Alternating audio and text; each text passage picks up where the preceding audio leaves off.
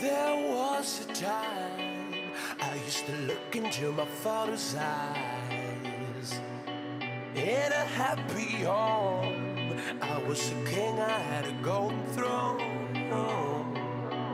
Those days are gone, now the memories on the wall. I hear the songs from the places where I was born. Upon that hill across the blue lake, that's where I had my first heartbreak. I still remember how it all changed. My father said, don't you worry, child. She has got a plan for you. Don't you worry. May I have your attention, please? If Mike Fagan is in the crowd, please head backstage for the start of the presentation. Mike Fagan, you are needed backstage.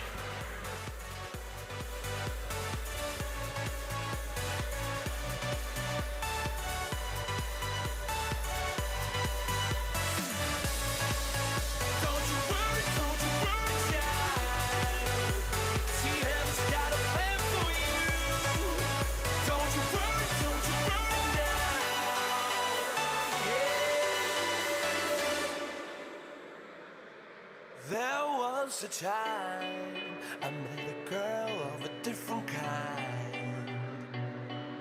We ruled the world. I thought I'd never lose her out of sight. We were so young. I think of her now and then. I still hear the songs reminding me of a friend. Upon a hill across the blue lake, that's where I had my first heartbreak. I still remember how it all changed. My father said, don't you worry, child. She has got a plan for you. Don't you worry now. Yeah.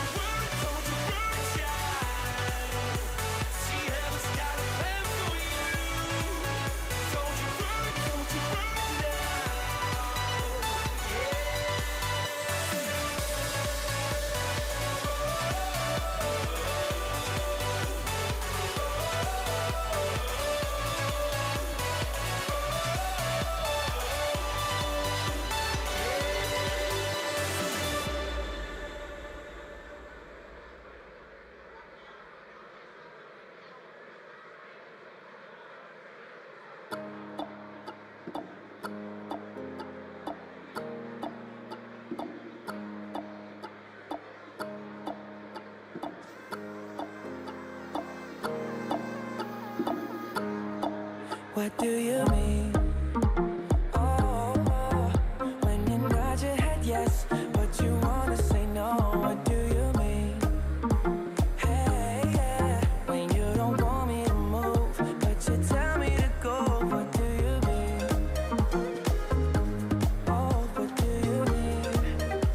Said you're running out of time. What do you mean? Oh, what do you mean? What do you mean? You're so indecisive, what I'm saying. Trying to catch the beat, make up your heart.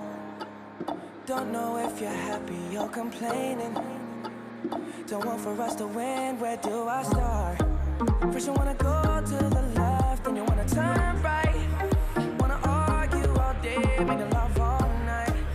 Ladies and gentlemen, please welcome USBC Executive Director Chad Murphy. What do you mean? Oh, when you nod your head yes, but you wanna say no. What do you mean? Good afternoon. Welcome to the 2016 USBC annual convention where today's vision turns into tomorrow's future. Thanks for being here. I'd like to introduce our USBC president and a major friend of bowling, a big friend of bowling, Mr. Frank Wilkinson, to the stage.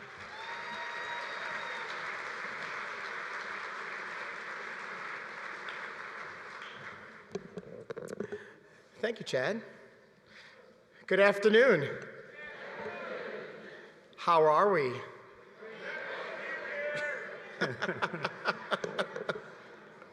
Welcome to Las Vegas. It's my pleasure to officially call the 2016 annual meeting of the United States Bowling Congress to order. Chad will now take this opportunity to introduce your board of directors. Before we begin, please note Mr. Michael Fagan is unable to be with us this afternoon. I'm sure we'll see him later in the day or tomorrow. Tom Bluth from Davie, Florida.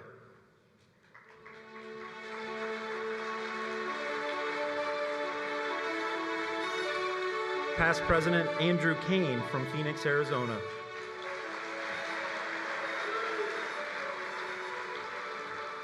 From Twin Falls, Idaho, Anthony Colangelo.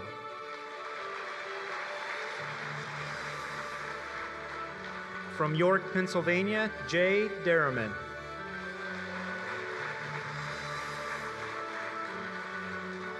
From Columbus, Ohio, Joe Diamond.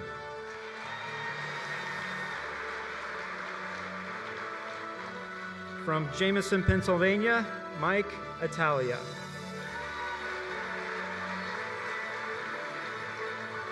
From Kilmarnock, Virginia, Cornell Jackson.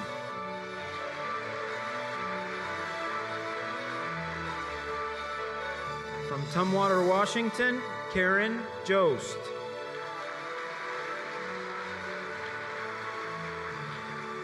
From El Paso, Texas, Carl Kielick.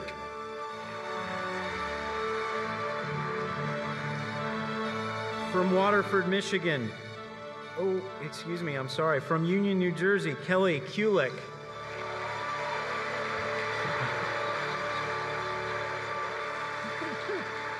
Thanks, Kelly. From Waterford, Michigan, Mark Martin.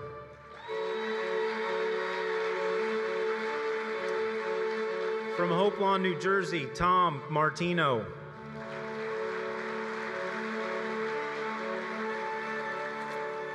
From Raleigh, North Carolina, Melissa McDaniel.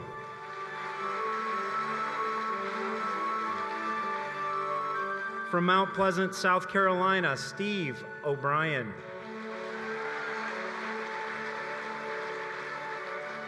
From Orlando, Florida, Rhino Page. From Milwaukee, Wisconsin, Dan Patterson. From Hills Corner, Wisconsin, Jan Schmidt. From San Francisco, California, Robert Spigner. From Wichita, Kansas, Marcy Williams.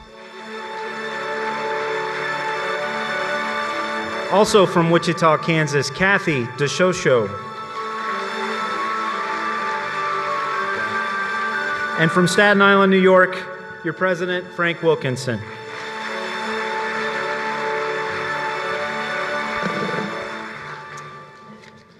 Thank you, Chad. We're proud to have a very special guest with us today for the singing of our national anthem. She's an extremely talented woman from Iowa who represented that state, Iowa in the house, who represented that state in the 2015 Miss Iowa in the Miss America pageant. But she's not only a beauty queen, guess what? She's a bowler. First team all-conference, Metro and District in high school, and even a District Bowler of the Year in 2012. She's currently an honor student at the University of Iowa. Ladies and gentlemen, please rise as we honor America and welcome Miss Iowa, Taylor Weavers, for the singing of our national anthem.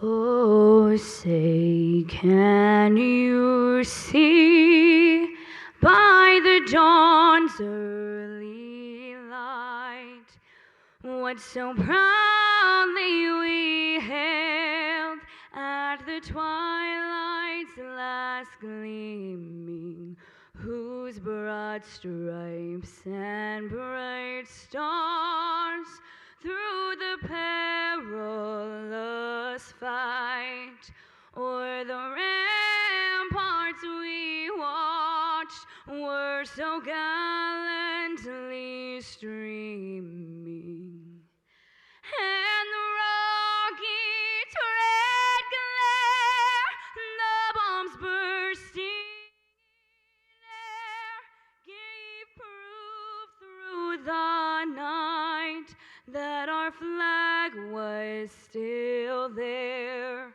Oh, say does that star-spangled banner yet wave o'er the land of the free and the home of the brave?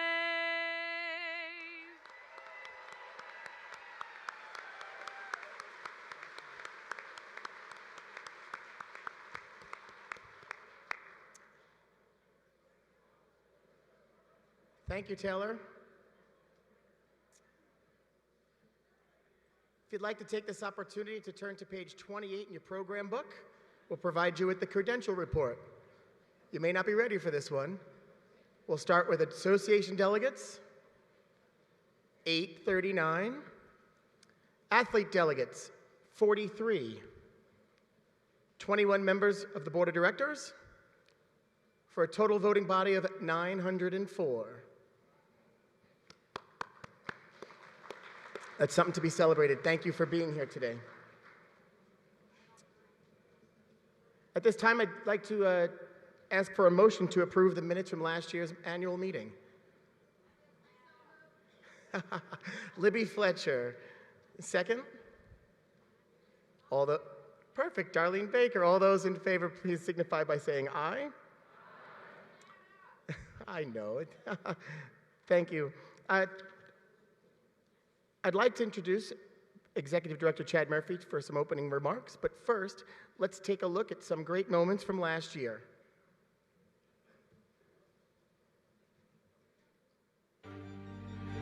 It takes everything I have not to leave this booth right now, run over to my daughter, who's watching on the side, and say, these two ladies right here, this is what you should aspire to be.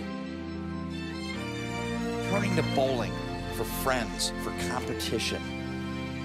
What a moment. Anthony Simonson, you are the 2016 Masters champion. Perfect shot again. So clutch to McEwen.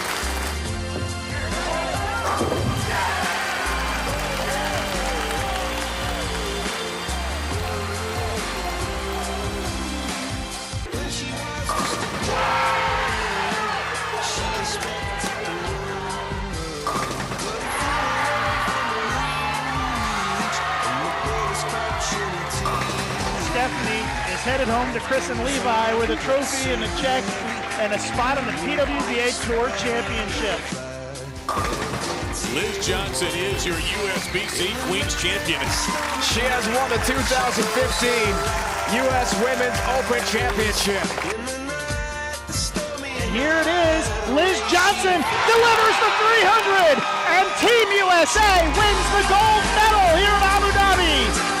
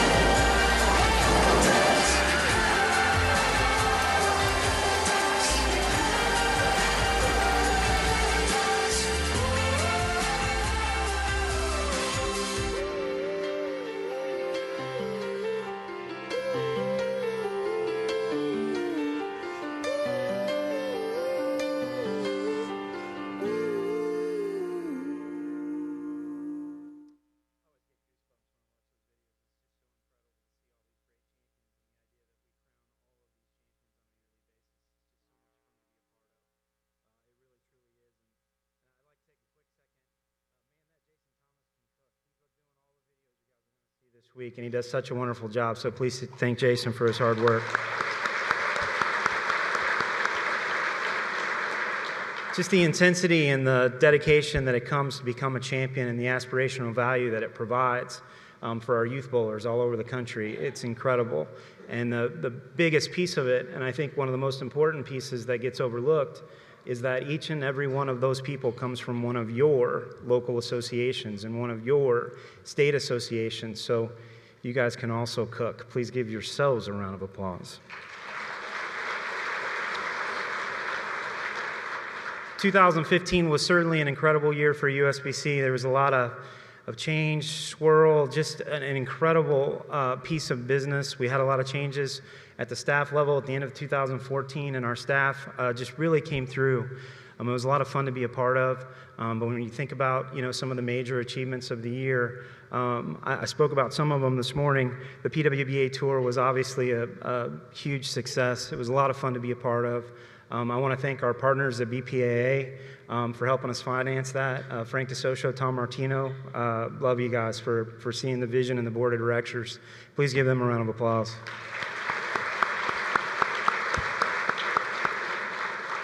Obviously, the USBC Board of Directors have done a wonderful job of really showing us the strategic leadership that we need. The PWBA was certainly a piece of that, but the U.S. Amateur, the sport bowling membership that we talked about earlier today, with it going away, so we can really address some of the bigger pieces of problems with average modification that we're going to look at longer term. But I just couldn't be prouder of the work with our board working together with our staff and delivering a better future for the sport and a USBC that we can all be proud of. So please give our USBC Board of Directors a big hand.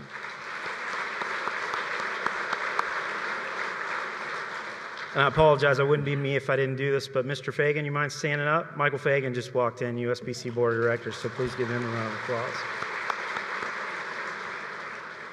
I'll have more to share with you tomorrow, and it'll be a lot of fun the next day and a half, but today is more about the industry, giving you the information that you need to know really what's going on. And I know a lot of folks look at the membership decline and the centers and some of those pieces, and they think, boy, this industry, I don't know what's going on. But I hope you'll take away today all the great things that are going on in bowling. BPAA, Strike 10, World Bowling, our friends at the PBA, the Museum and Hall of Fame, SMART, incredible, absolutely incredible work going on within the SMART portal. From where we were 2 years ago, I just couldn't be prouder of that team. And they're going to tell you all about it today, and I look forward to their speeches.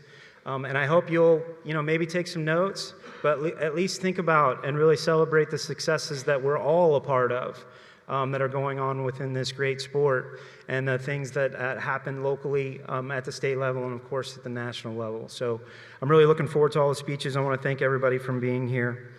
Since we met last year, we've lost a number of former leaders and USBC Hall of Famers. We have prepared the following tribute.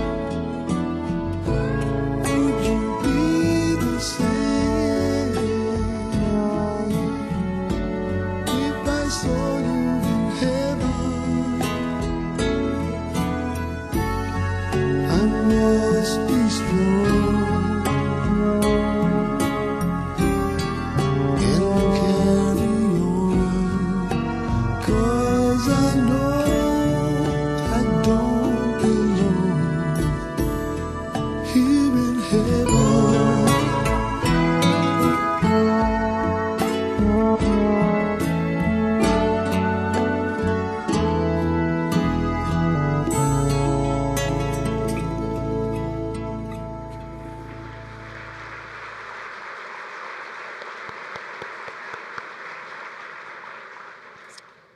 now want to invite past BPAA President John Laspina to the stage. John serves as the chairman of the BVL, the Bowlers to Veterans Link, to give us an update on and celebrate their successes of this past year.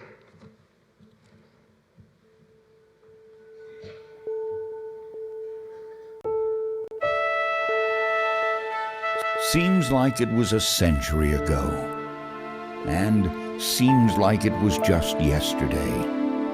Since then, we've engaged in the longest period of continuous fighting in our nation's history. Nearly 3 in 10 disabled veterans report that their disability has kept them from finding work after their return from distant battlefields. And veterans who served in combat are 3 times as likely to be disabled as those who did not. These are the brave men and women that Bowlers to Veterans Link has served for almost 75 years. BVL was launched in 1942. Its first campaign during the Second World War raised money to purchase medical evacuation planes to ferry the wounded home from battlefields of Europe. For the founders of BVL, recognizing the importance of recreation therapy was a natural. They understood the value of an afternoon bowling outing with friends. Camaraderie, fun, fitness, and friendship are all built into the sport. After all, no one goes bowling alone. Since its first campaign, BVL has evolved to become a leader in providing recreational programs and services for those who have served and are serving our country. Today, with the numbers of severely injured veterans returning home from distant battlefields, everyday life has become filled with barriers. BVL supports national recreational events, such as the National Veterans Wheelchair Games and Creative Arts Festival, the tours of recreation to VA hospitals, grants to individual VA hospitals for items from sports equipment to art supplies, from books to musical instruments, and even lane kits for those of our men and women serving today. One much anticipated program is the annual BVL VA's Veterans Bowling Tournament. Kicked off by then President Harry Truman 7 decades ago, the tournament is the source of much pride amongst participating veterans. Participation in recreation activities can be life-changing, gifts of freedom, and are possible thanks to our donors and supporters. But we need your help in continuing this important mission. Our disabled veterans want it and need it, and most importantly, deserve it. Please visit bowlforveterans.org and help make a disabled veteran's life better. They'd do the same for you. In fact, they already have.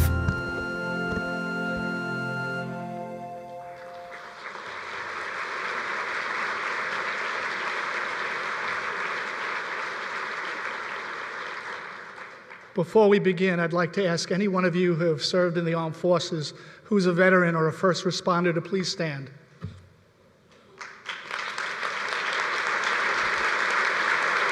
God bless you. We are free because of people like you, like the people you've seen in this video. Our freedom allows us to play our game, and we take it for granted, which is exactly why you serve. Thank you. Thank you all very much.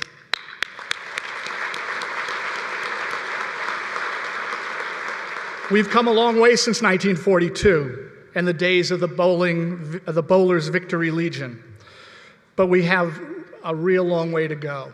I want to thank Frank and Chad for allowing us to be with you this week.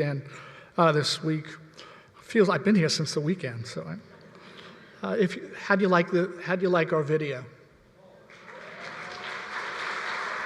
We wanted a way to tell the story and for you to tell the story, because my goal today is to get every association who participates to do it a little bit harder, raise another $1 or $2. But I want to speak to the associations who don't participate. I want you to get involved. It's a great thing for you to do in your organization.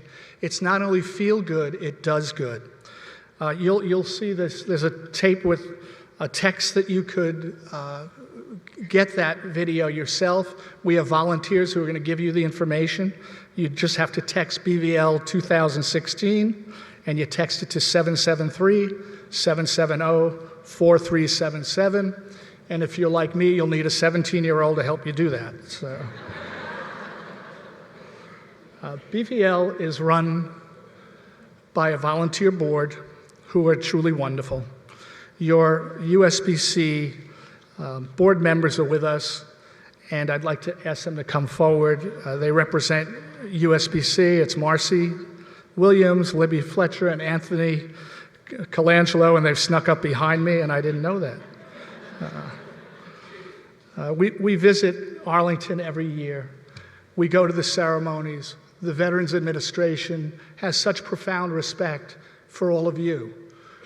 The Secretary of VA, McDonald, says to us, I can't believe the Bowlers of America raise nearly $1 million a year. How do you do it? We do it $1 at a time with many, many hands, and that's compliments to you. He sends his regards, and he can't wait to go bowling, he tells me. You'll see that we gave $909,000 this past year, but cumulatively, we have raised $45,274,033.88 since those ladies on that plane.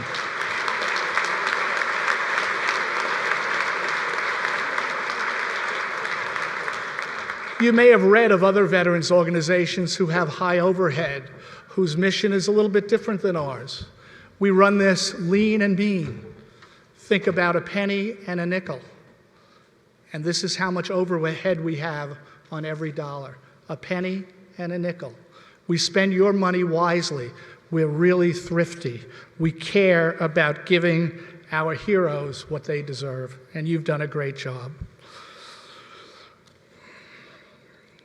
I'd like to thank all the associations that gave us $1, $1,000, $100,000, and I'd like to recognize the state associations right now. In 5th place, from the great state of Tennessee, raising $31,571.18. Say hello to Ginny Henry to accept for the state.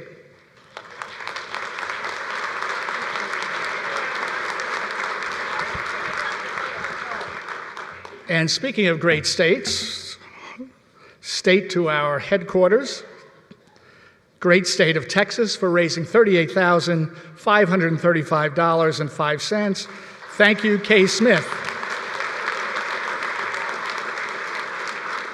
Always a top contender is the state of Virginia.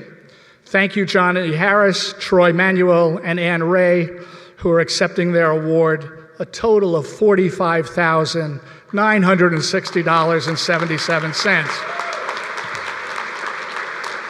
And you know, it happens when the first person says we can do it.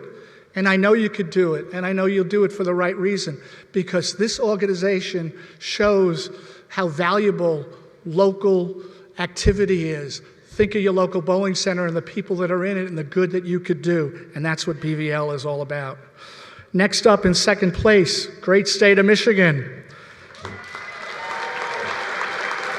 You climbed the ladder. You went from 4th place to 2nd, from 33,000 to a whopping 56,484.53. Way to go, Michigan. Here's Sharon and Roger Shildraw. Thank you very much. And this state's a tough one, because every year they just work hard and they get it. And the top spot again is the Golden State of California with $119,686. Thank you, Larry Peppers and Rosie Parker.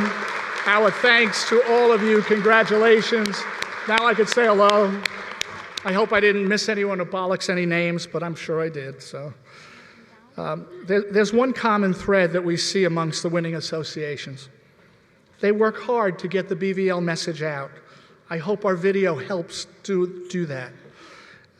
They go beyond and beyond. Think about it, $119,000. It's a ton of money. It's great. Sometimes there are bake sales, sometimes there are dinners, sometimes there are tournaments. The people who have BVL in their heart have it in their DNA, and that's what it's all about. We have all the tools and materials to help you make that happen. We have, besides the video, we have posters and stickers and all sorts of good things that you see. And I can only encourage you to step up and get involved, and you'll be happy that you did.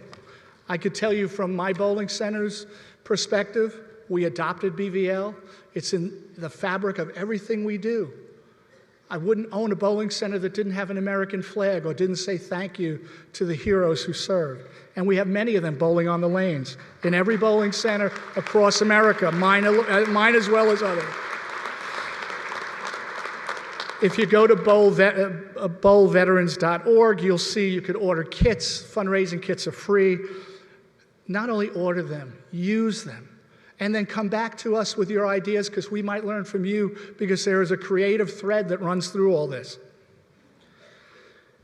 We also like to recognize local associations. So in 5th place, I'd like to thank the San Diego USBC for $11,621.82.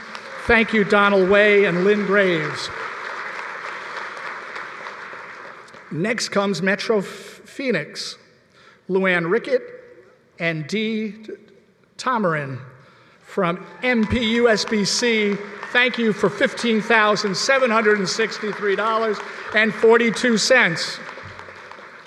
And then there's Metro Detroit. Good old Detroit, still hanging in there, still being bowling #1. Bless you all. You raised $17,099.81. As a matter of fact, I'm going to throw in the 19. You raised $17,100. That's up from $6,000. Here's John Vorpagil and Pat Klitz. Thank you. Next up, Michael Radaman and Ed Moat. They're from the Citrus Belt USBC, which raised $18,303.10. Thank you.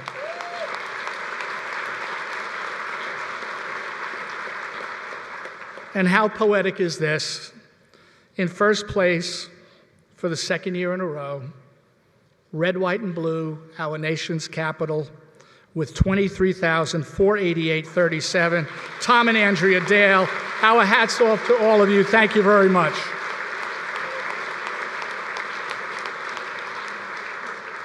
And we often overlook the smaller associations, and we need to fix that, and we're doing it right now. They show commitment and determination. These associations prove to us that it doesn't matter the size of your membership, it matters the size of your heart. Based on the number of USBC members these associations have, they knocked it all out of the park. We would like to introduce Mary DeBoer, who will be accepting for Lakeview, Howard City, Michigan USBC, WBA. They raise $28 per bowler, per member. That is a phenomenal amount of money.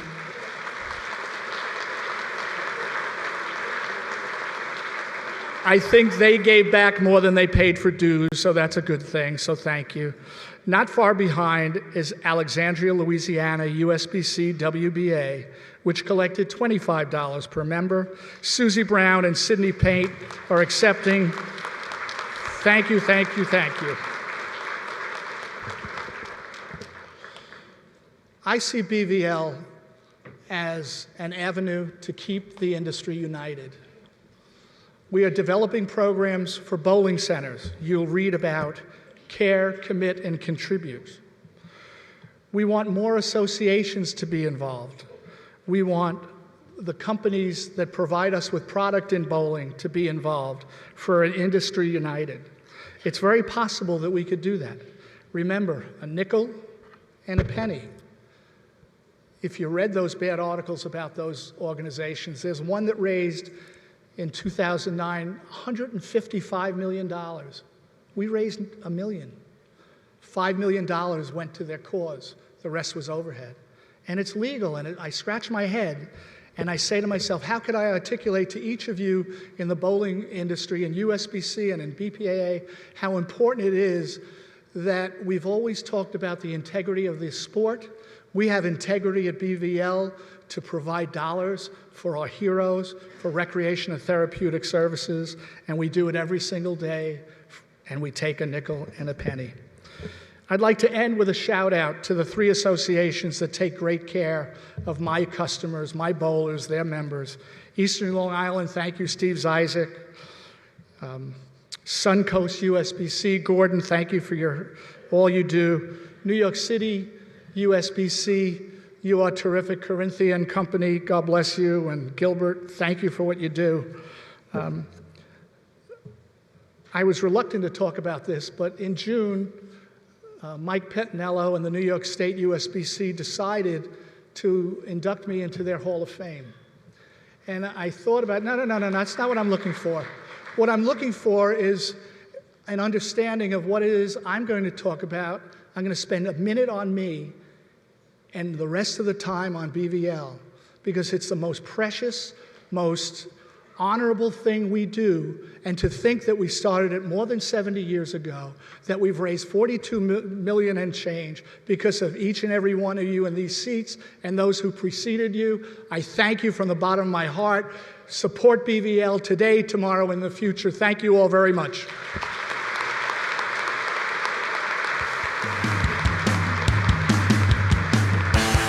Hi, my name is Sandy Eckert from Fort Collins, Colorado USBC, and one of our success stories is our fundraising efforts for Bowlers to Veterans Link. We hold a tournament every year during the week of Veterans Day. I have all the leagues participate, and it's grown over the last 6 years, and we'll have a full house this year. And that is how we help support the future of the sport.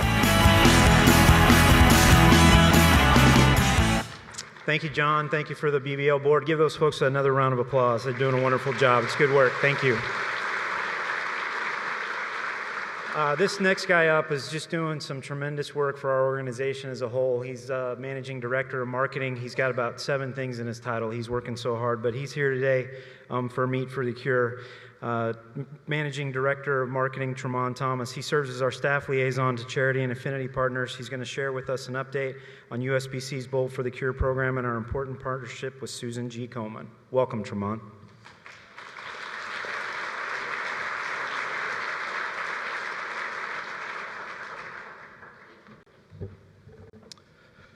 Good afternoon, everyone, and welcome to Meet for the Cure 2016. When I was entrusted with leading USBC's support of the Bowl for the Cure program, one of the things we did immediately was research the color pink. We wanted to understand why it was so prominent in the fight against breast cancer. So what did we learn? Let's see, there's coral, fuchsia, rose. I believe the stripes on my tie would be called raspberry. So how many of you know that there's 34 different shades of pink? Right? Stumped everyone on that, right? So it was a fun exercise, but obviously that wasn't the most important thing that we learned. What we did learn is what led us to our new battle cry. So in 2014, we announced that Bowl Pink would be our new mantra going forward. And in 2015, we sought to better define it and embody it in everything we did. So what does Bowl Pink really mean? The answer is so many great things. For the supporters, Bowl Pink simply means, for the supporters, the Bowl Pink simply serves as a reminder that bowling is a vehicle that drives our fight against breast cancer. Bowling is friendship and love, and it embodies a spirit of community, all necessary things in the fight against breast cancer. For the survivors and supporters, Bowl Pink means strength, the strength to fight, strength to encourage loved ones as they battle. Shortly, you will hear a story of strength from a fabulous woman named Anissa Grooms, and you'll hear what Bowl Pink means to her. Our great partners at Susan G. Komen have embodied the spirit of Bowl Pink, continuing their support in local communities across the country, as well as providing millions in research and treatments to lengthen the lives of survivors. Since 2000, our partnership has raised over $11 million for cancer research.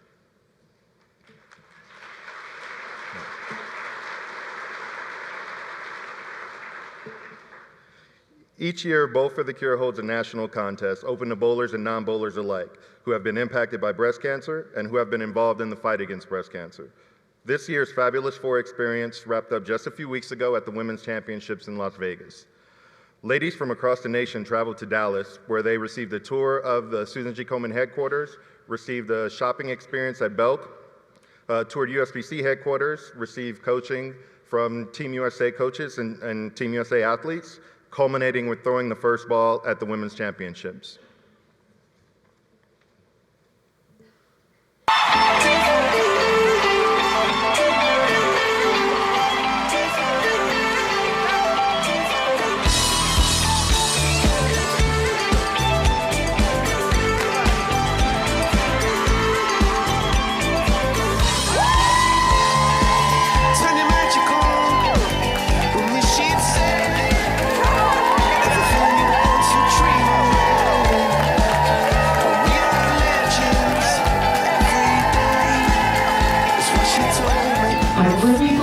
Some of God's most precious promises can come gift to us in the midst of pain and loss.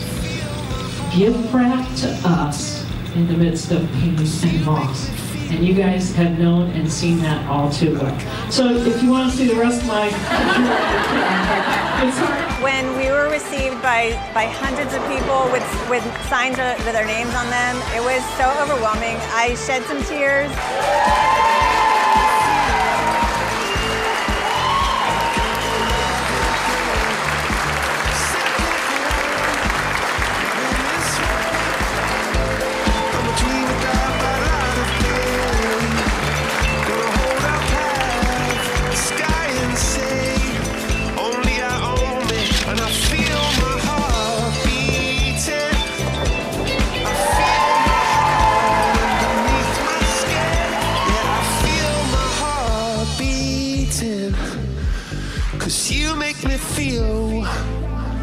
The whole day at the USBC was a bunch of fun. And it was just an awesome, awesome experience.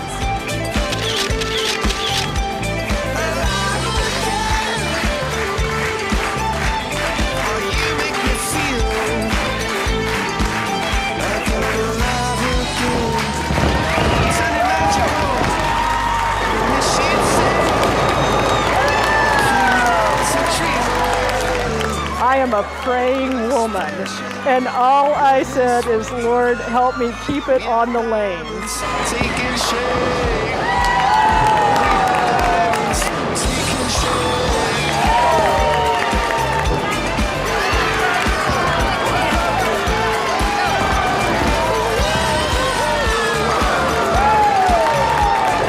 been so much fun to have three people from, three completely different walks of life and parts of the country and all that. We're already talking about going to Baton Rouge next year.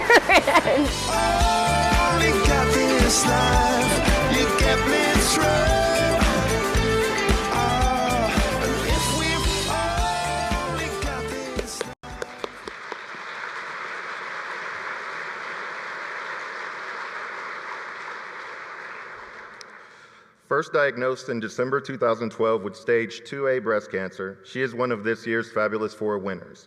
Her story of strength, perseverance, and optimism is the exact reason why we bowl pink. Everyone please welcome Anissa Grooms.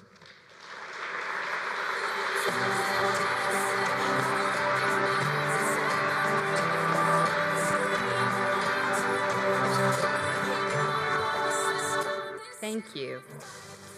My name is Anissa Grooms, and I'm from Manchester, Ohio. I am a 43-year-old metastatic breast cancer lifer, diagnosed in December 2012 with stage 2A breast cancer.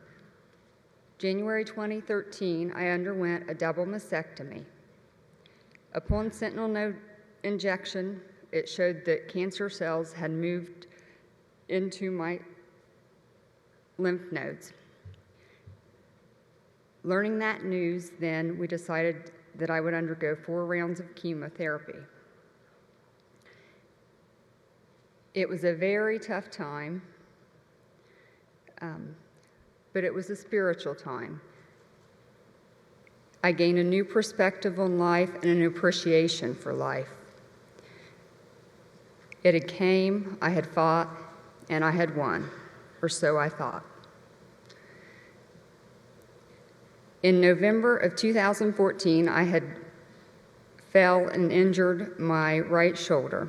What I thought was a torn rotator cuff turned out to be a tumor in my right shoulder. In February 2015, I was diagnosed with metastatic breast cancer. I underwent surgery and they removed the tumor from my right shoulder, did the repairs, and I did 10 rounds of radiation to both my right shoulder and my spine. During that time, I learned how to maintain an even more positive attitude. I also realized upon genetic testing that I carried a gene called CHEK2 gene. When I was diagnosed the first time, at that point, all they knew about were the 2 BRCA genes, and I didn't have either. In 2015, though, with research, they had realized that there are actually 17 known cancer genes, and CHEK2 is one of those, which I carry.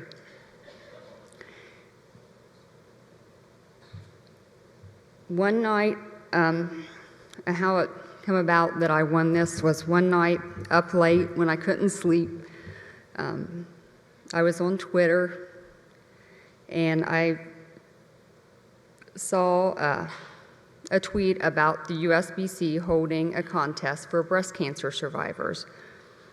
And it was, it ended in this trip to Vegas. And Vegas was on my bucket list, so I thought, well, why not?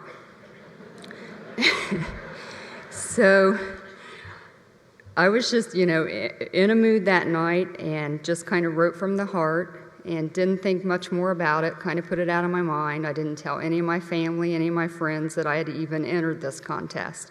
Just kind of forgot about it. In the spring then, I received a phone call from Caitlin from the USBC telling me that, congratulations, you are part of the Fabulous Four. And I actually thought she was a telemarketer. I'd forgot about it. And I had just taken my daughter, we're huge UK fans, and we had just been to a UK ball game at Rep Arena. And I thought, I don't know, Final Four was in my head, not Fabulous Four. So, and then finally it kicked in, when she said, you entered this contest and bowling, so. But I still didn't believe. I went down to where my best friend works, and I said, I just got this phone call, and this girl says I won this trip, but I just don't know if this is real or not. And she said, well, call her back, call her back. So I did. I called Caitlin back. I said, is this for real? For real? I won? Yeah, for real, you won. And she said that, they're going to roll out the red carpet. It's going to be this amazing experience. So my background in bowling was in my 20s. I bowled on a league with my parents, and that's how I'd met my best friend, who was at the local bowling alley, and was always on a league up until right before my daughter, who's now 15. Right before she was born, I had kind of, quit, and only bowled from the time she was born until present, just, birthday parties or for fun. So I thought, oh my goodness, no pressure, we're going to the women's championship, throwing out these opening balls, and it was a little nerve-wracking, but it was also exciting. And when we first arrived in Dallas, it was just an immediate bond with the other 3 ladies. So the first day, we got the experience to go to Susan G. Komen headquarters, and that was just awesome. It's a very impressive place, and the work they do there is amazing. And they really, rolled out the pink carpet for us, and It made us feel like celebrities, took us to Belk. We got to do a shopping spree and makeovers, and it was just almost surreal. And then the next day, we got to go to the USBC headquarters, and again, that was impressive. I mean, we get bowling lessons from world champion bowlers, and again, talk about no pressure, you know. You're wanting to look like you know somewhat what you're doing in front of Shannon and Stephanie. But, and then we got a tour of the museum, and when we were at the museum, we had met Kim, and then, you know, and Shannon and Stephanie, and then you go through the museum and you see them, you know, hanging on the walls, and then you realize, like, wow, you know, how lucky am I, how fortunate am I to be getting these lessons from these girls.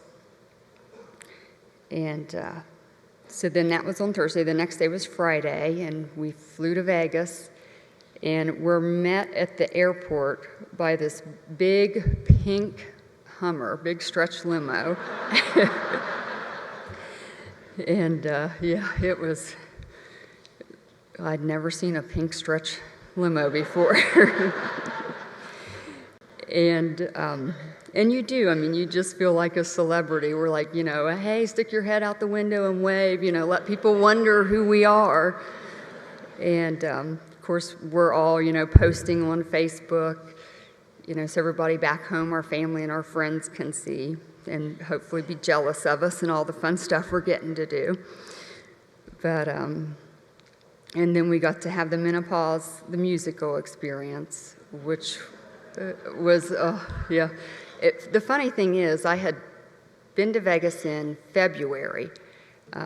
Before I knew I was actually going to win, I actually booked a trip to mark it off my bucket list.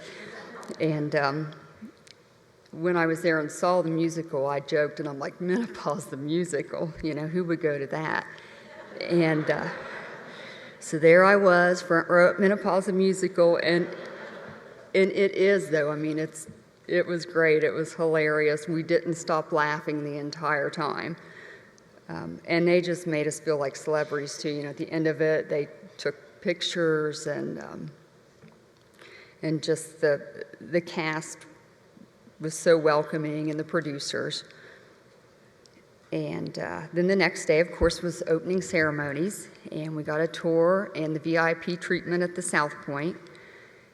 And then that's when they informed me that I got to speak, no pressure, which goes back to the very beginning. They had told us, like, have a few talking points when we go to Susan G. Komen. So we're thinking it's just going to be this little intimate group, and we might have to tell a little bit about, you know, our breast cancer experience.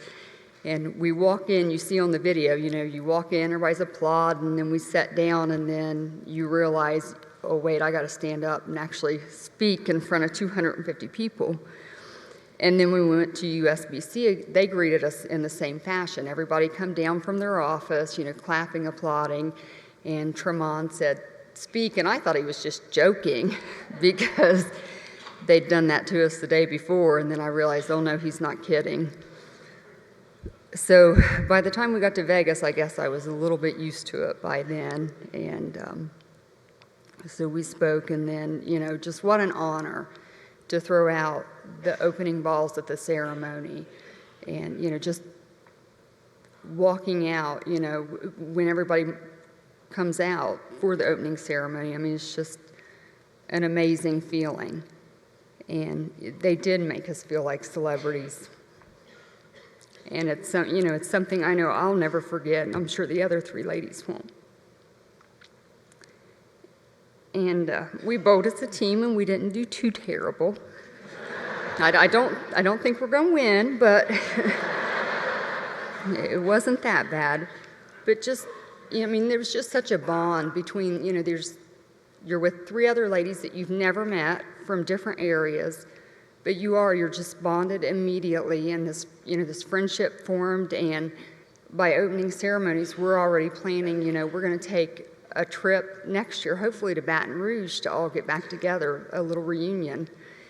And it was fun. Coach Tremont was giving us little coaching tips as we bowled that day, and it was just a really cool thing, and it really got us all excited again about bowling. You know, my best friend that I had met at the bowling center, she actually was able to fly out for the Vegas part of the trip, and you know, immediately I'm like, we need to start bowling on a league again. And so we've already signed up. We're going to bowl summer league at our local center. And you know, I know the other girls too. I know Katie, her daughter is interested in bowling, and I think they've already had her over the USBC headquarters for some lessons and pointers, and I mean, it just really got us all excited about bowling again. And it's just amazing too, you know, when we sat and spoke with Tremont and with Caitlin, I never realized how big of a deal bowling is, and you know, how much goes into this sport. I always just did it for fun, and you know, which is what it should be about, but it's pretty impressive what goes into this, and the fact that, you know, 2 votes away from being an Olympic event. But so anyhow, I brought my daughter Gracie with me for this trip because she said no way was I going to Vegas for a 3rd time without her. And she's in the audience here. It was her 15th birthday yesterday.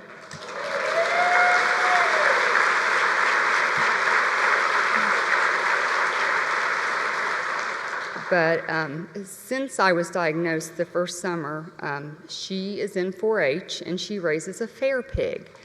And so that first summer she wanted to do something to give back. And she decided when she sold her fair pig, she would donate the money, half to Susan G. Komen and half to the American Cancer Society. And that was great. It was one of those really proud mom moments. And so then the next year I said, you know, Gracie, or she informed me that she wanted to donate her money again. And I said, you don't have to do that. You know, I really appreciate that, but you've worked hard. You can put that money in your bank account, save it for college. Nope, she was donating again. So she's continued that tradition every year. And after I come back from the trip and was so excited about all this and sharing it with her the first time, she has decided that this year she wants to take her fair pig money and donate it to Bowl for the Cure. So we're going to actually hold a Bowl for the Cure event at our local bowling center. And she's...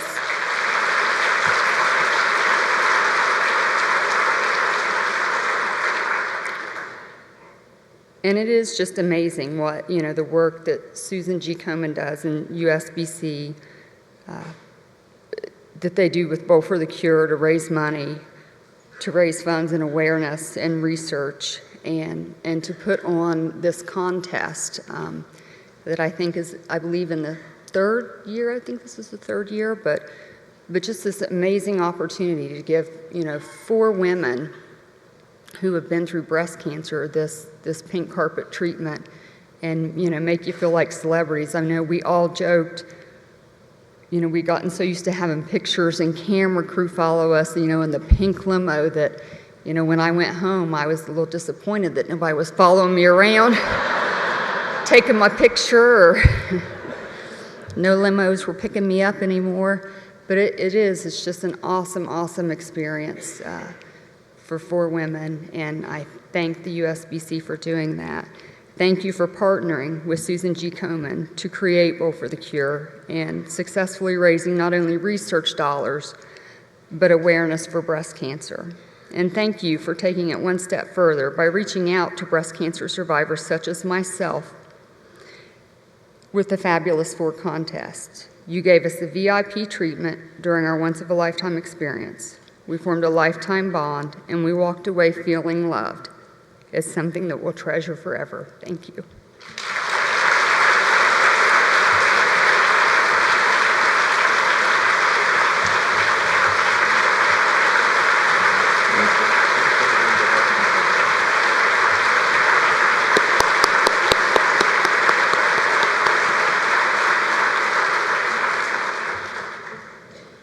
While I was back there, I thought of salmon. That's another shade of pink. I remembered that one from my research.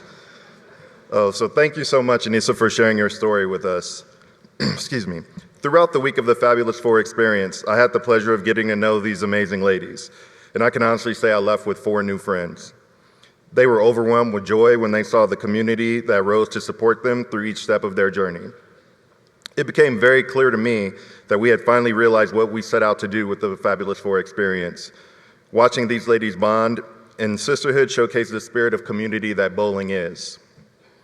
With over 75% of our donations coming from USBC associations, it's people like you in this room that make this experience possible, so I thank you for that.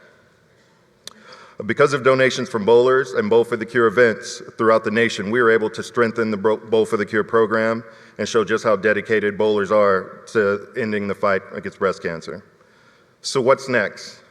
Buy Bowl Pink merchandise, participate in online promotions, and Bowl Pink in these events, or as we love to say, shop, donate, participate. At USBC, we'll continue to encourage the hundreds of thousands of bowling supporters across the nation, staying united to help find a cure to end breast cancer forever. To show our appreciation for what our members and associations do for Bowl for the Cure, I'm excited to share that we're working on an enhanced online experience for Bowl for the Cure. A big piece of this will be our honor wall, where champions of the cause will be recognized for their generous donations. You are the foundation in which this program succeeds, and we're excited to publicly acknowledge your continued dedication to the fight, to finding a cure against breast cancer. So the screen you see highlights some of the largest donations received in 2015, so we wanted to provide an early glimpse of the honor wall concept and showcase some of the great successes from the field. We sincerely thank these associations for their respective effort and commitment.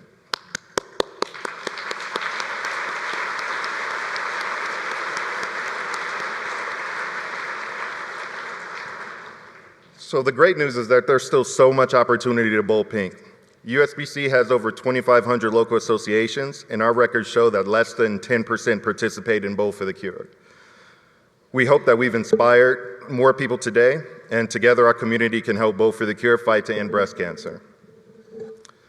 To show our unity, let's begin our yearly tradition at Meet for the Cure, one that many of you have purchased a glow stick for.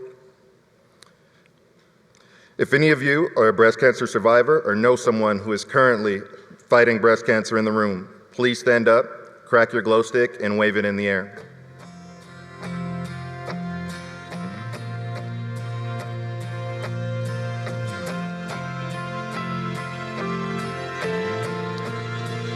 If any of you know someone who has struggled or is currently fighting against breast cancer, please stand, crack your glow stick, and wave them in the air.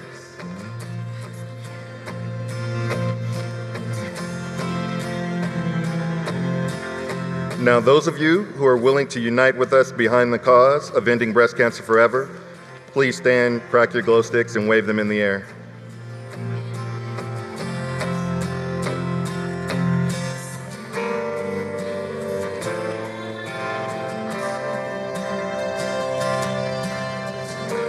Now I ask you to please join me in honoring our breast cancer survivors.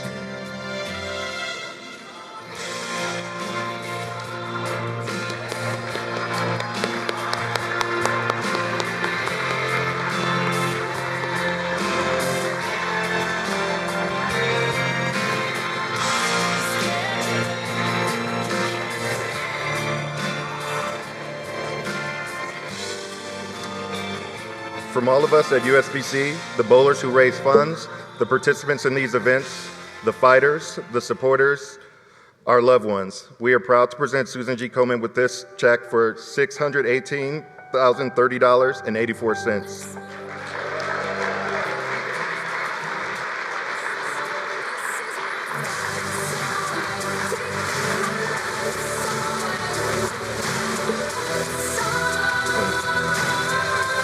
Please remember that the number we celebrate here at convention is the total marked for Bowl for the Cure reported to USBC HQ.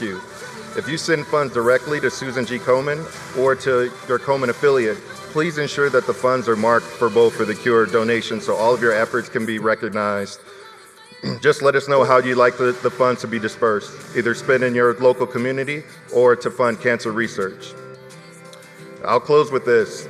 As we stand here today, please remember that bold pink embodies the spirit of community that is the sport that we all love. Thank you so much for your support.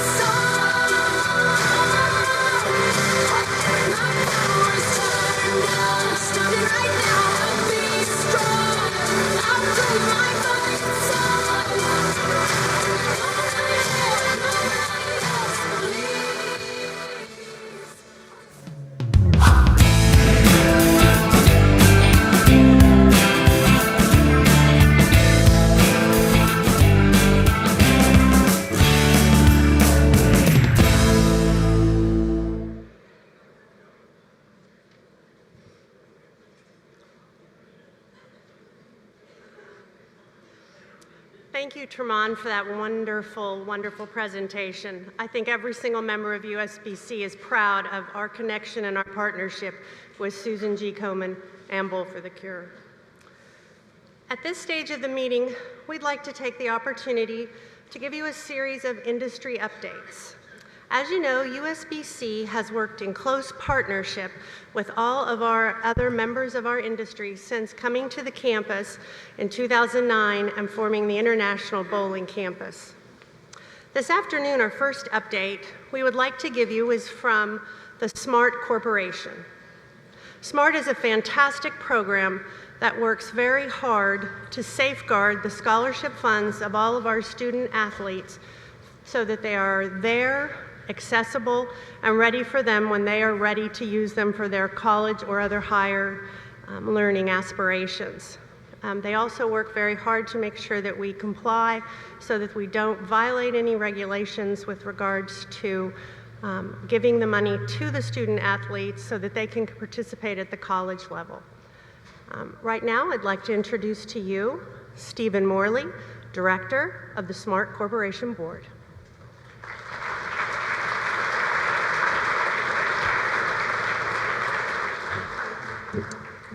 Thank you, Kathy. So great to follow the BVL and the Bowl for the Cure. It just makes you proud to be a bowler, doesn't it? Thank you. And I hope that SMART is something to be proud of as well. We certainly are. For those of you who aren't familiar with the SMART Corporation, it was formed in 2010, and we manage the scholarships of the industry for youth bowling. And if you ever wondered what SMART stood for, it's Scholarship Management and Account Reporting for 10 Pins. Okay. There we go, excuse me. And that's the current board of directors. I think you can conclude from that that we weren't selected for our looks. The chairman of the board is on the left, the great Wally Hall from the Baltimore, Maryland area. Wally couldn't be here today, but sends his regards. Wally is currently the CEO of Hall Investments and Hall Development Corp. Many in this room will recognize and remember Wally as the former CEO of Fairlanes Corporation. The second director is John Walker. John is currently the CEO of the Greater Richmond ARC. Many in this room will remember him as the former CEO of Cubica AMF. And I'm the third director. I am the professor of accounting and chair at the University of Missouri in St. Louis. Thank you. Hey, all right. There's the SMART mission. The mission of the SMART Corporation is to help youth bowlers to achieve their educational goals and reach their full potential by encouraging the creation of scholarships for youth bowlers, and by providing effective and convenient access, safekeeping, and prudent management of all scholarship funds until distributed to youth bowlers in compliance with all required regulations, not the least of which on those regulations are those of the NCAA and the NAIA to make sure that our athletes remain eligible for collegiate competition. Now, under that mission, our vision is to be the premier custodian of youth scholarship funds in bowling, admired for its efficiency, transparency, and friendly and responsive service. And we have a staff that's working towards that every day. We think we've made some great strides. We'll talk a little bit about that in a moment. Excuse me. We're so proud of the staff that is now assembled and working on behalf of SMART. And as you know, many USBC people, staff, contribute to the SMART program. And I can't name all of them, but I wanted to mention a few of them here today that you may or may not know. The SMART brand manager is now Laurie Smedick, doing a wonderful job. Denise Lish, many of you in here know, just does a wonderful job as the SMART brand program manager. And then Dawn Westergaard is the program assistant for SMART, and Jen Land takes care of the rules and the collections. And we're very proud. They're very dedicated to working on behalf of the Youth Bowlers of America. Here's the SMART financial position. Our financial statements are now available. As of the end of the last fiscal year, which ended December 31, 2015, they received a clean audit opinion from our independent auditors, Clifton Larson Allen. And so as of the end of the last fiscal year, we have total assets of $57,346,107, a real tribute to the programs you all put on. Those will be future scholarships. Our scholarship liabilities at the end of the most recent fiscal year totaled $54,490,390, and we have a few other small account payable at the end of the year that I'm sure have been paid by now, totaling just over $51,000. So our net assets, our assets in excess of our scholarship liabilities and other liabilities, total $2.804,226,000 at the end of the most recent fiscal year. Last year, we made a distribution of $400,000 back to the providers from earnings in the funds, and forthcoming will be another $450,000 shortly, so you'll be reading about that soon. Our SMART investment policy is very, very safe. It's very low risk.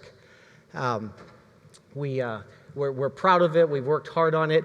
And each quarter, the board gets together and we ensure that the investments, the current investment mix, the current portfolio matches the investment policy, is consistent with the policy, and we rebalance it if necessary on that quarterly basis. We also meet quarterly and review the performance of the fund managers we're using, and we just think they have done a great job in a very trying markets these last few years. Even in the very, very lowest risk markets, it's of course been very hard to get anything in terms of returns, as you know from your certificates of deposit. So we're very proud of what we've been able to do, what our managers have been able to do with the funds. So summarize just a few of the accomplishments. As I said, our staff continues to work so hard on a daily basis, dedicated to the youth bowlers. Our recipients now total over 190,000. That is amazing to me, and it's amazing to many people that I describe SMART to. Here's just a few of our highlights from 2015. The first thing around the website user enhancements. They streamlined the login process, and it's now the same as your membership login. If you need to get in there, it's quite simple. The SMART accounts are now available 24 hours a day, 7 days a week. And we've added instructions to try to make it even more user-friendly for people like me that get scared to go into these computer systems, and we think they're very helpful. Under the guides of the account management, several things were focuses in 2015. The expired recipient funds of over $1.4 million were returned to providers, and that's something we'll continue to work on and continue to do. Over $300,000 in past due accounts were collected. Very hard work to get that done with some of the providers across the country that fell behind a little bit. And we've also, a process was developed that now when you're a provider, you can provide via debit or credit card over the phone. We're just launching an educational initiative for recipients and for providers. For providers, we intend on sending out 4 communiques via email a year, the most recent of which many of you in the room got recently, was sent out recently. For the recipients, we will do 3 a year, with the first one coming up soon. So keep your eyes open for that, and all your recipients should. And we hope that both that makes it easy to use. It also reminds them, becomes a very salient reminder that your money's there, and we want you to use it to make a difference in your life. The website enhancement is ongoing. Should be ready in 2016, so stay tuned for that. So in conclusion, it's our great pleasure to work with this jewel of the bowling industry. We hope these kids can use this money to really accomplish things and make their lives better, make their communities better. And as I was standing backstage, I was thinking to myself, you know what would be the epitome? Is if one of these recipients uses their scholarship, goes to college, and maybe finds the cure. Wouldn't that be great? Yeah. Thank you very much.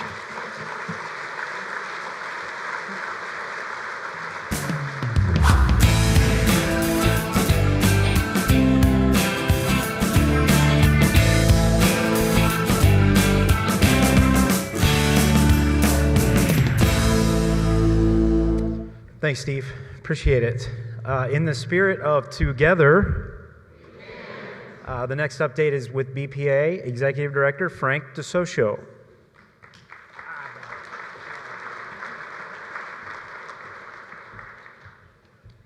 Good evening, or good afternoon, everybody. I want to thank Frank and Chad for letting us have a few minutes to brief delegates of what's going on, and most of all, I thank you delegates for letting us have a few minutes of your busy schedule. I'm going to go against all principles of public speaking by doing what I'm going to do, but I have to bring it up personally. I watched 2 people on the screen. In my past life at Strike 10, a lot of people didn't know this, but Alton Forbes was chairman of Strike 10 for 3 years. What a gentleman.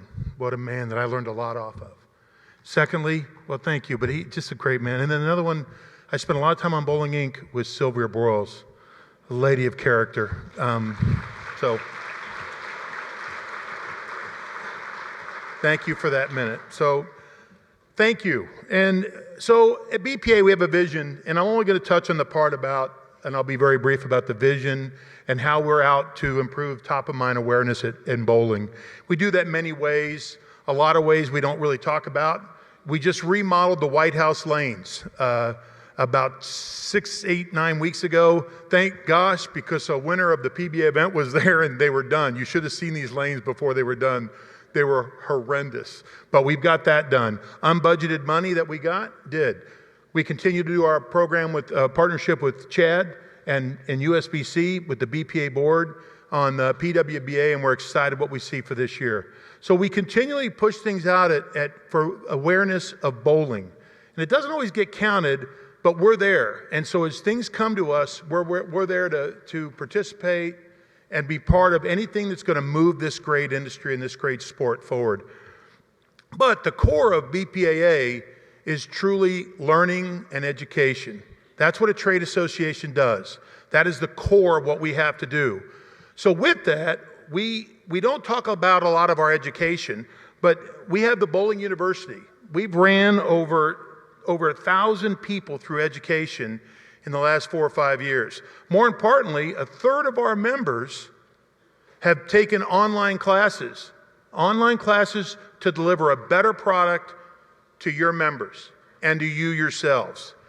We're not perfect out there, and not every bowling proprietor does a great job. I'll be the first one to admit it, but we're there to help. We're there to help our members to better be educated on how to give good customer service, maybe serve a little bit better food.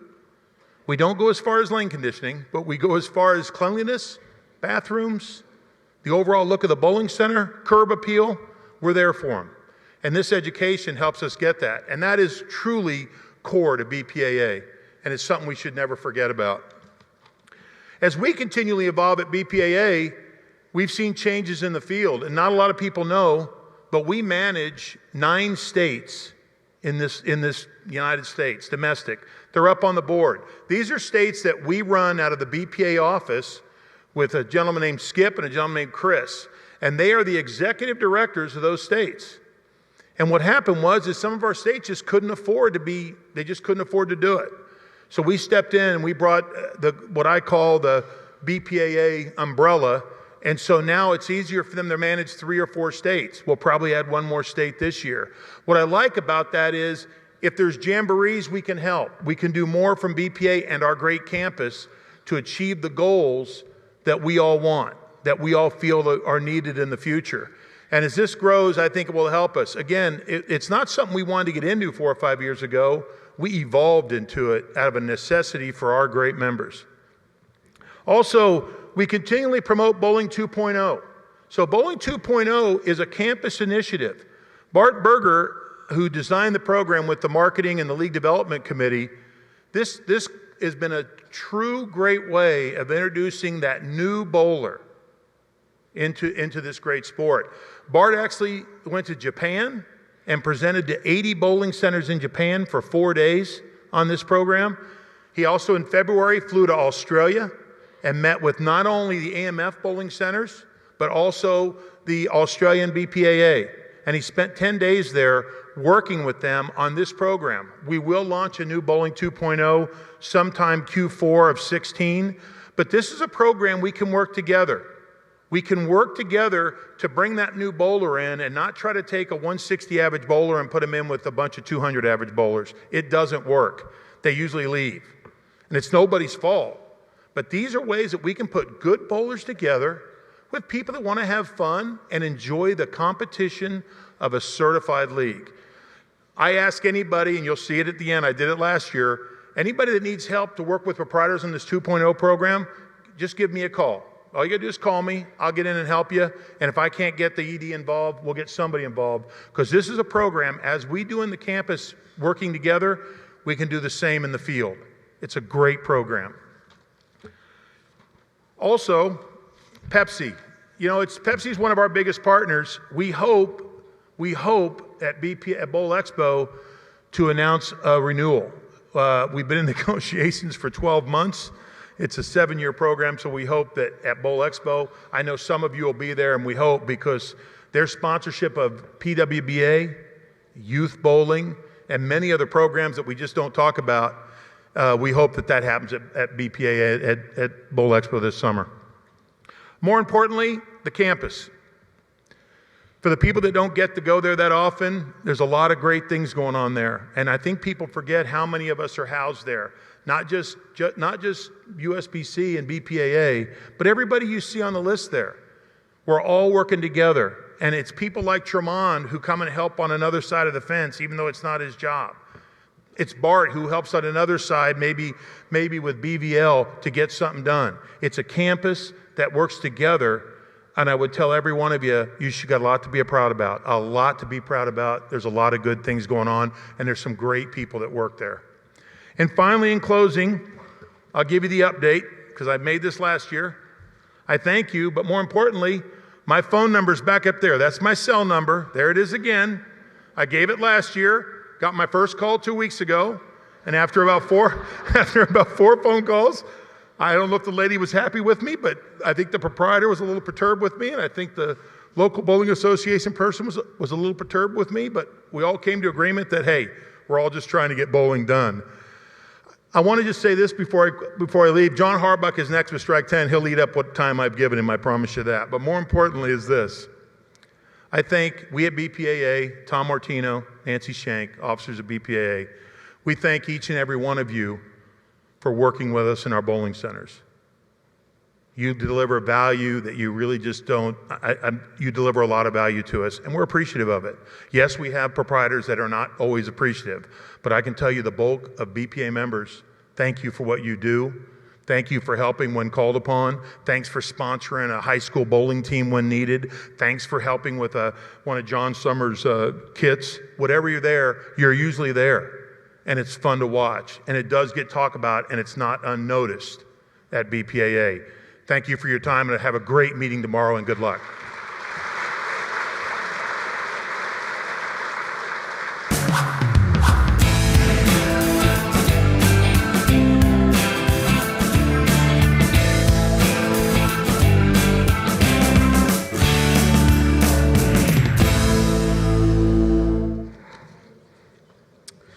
Thanks, Frank. USBC has a highly valued relationship with the National Bowling Association. We're proud to have TNBA Vice President DeJuan Clark with us today to share an update.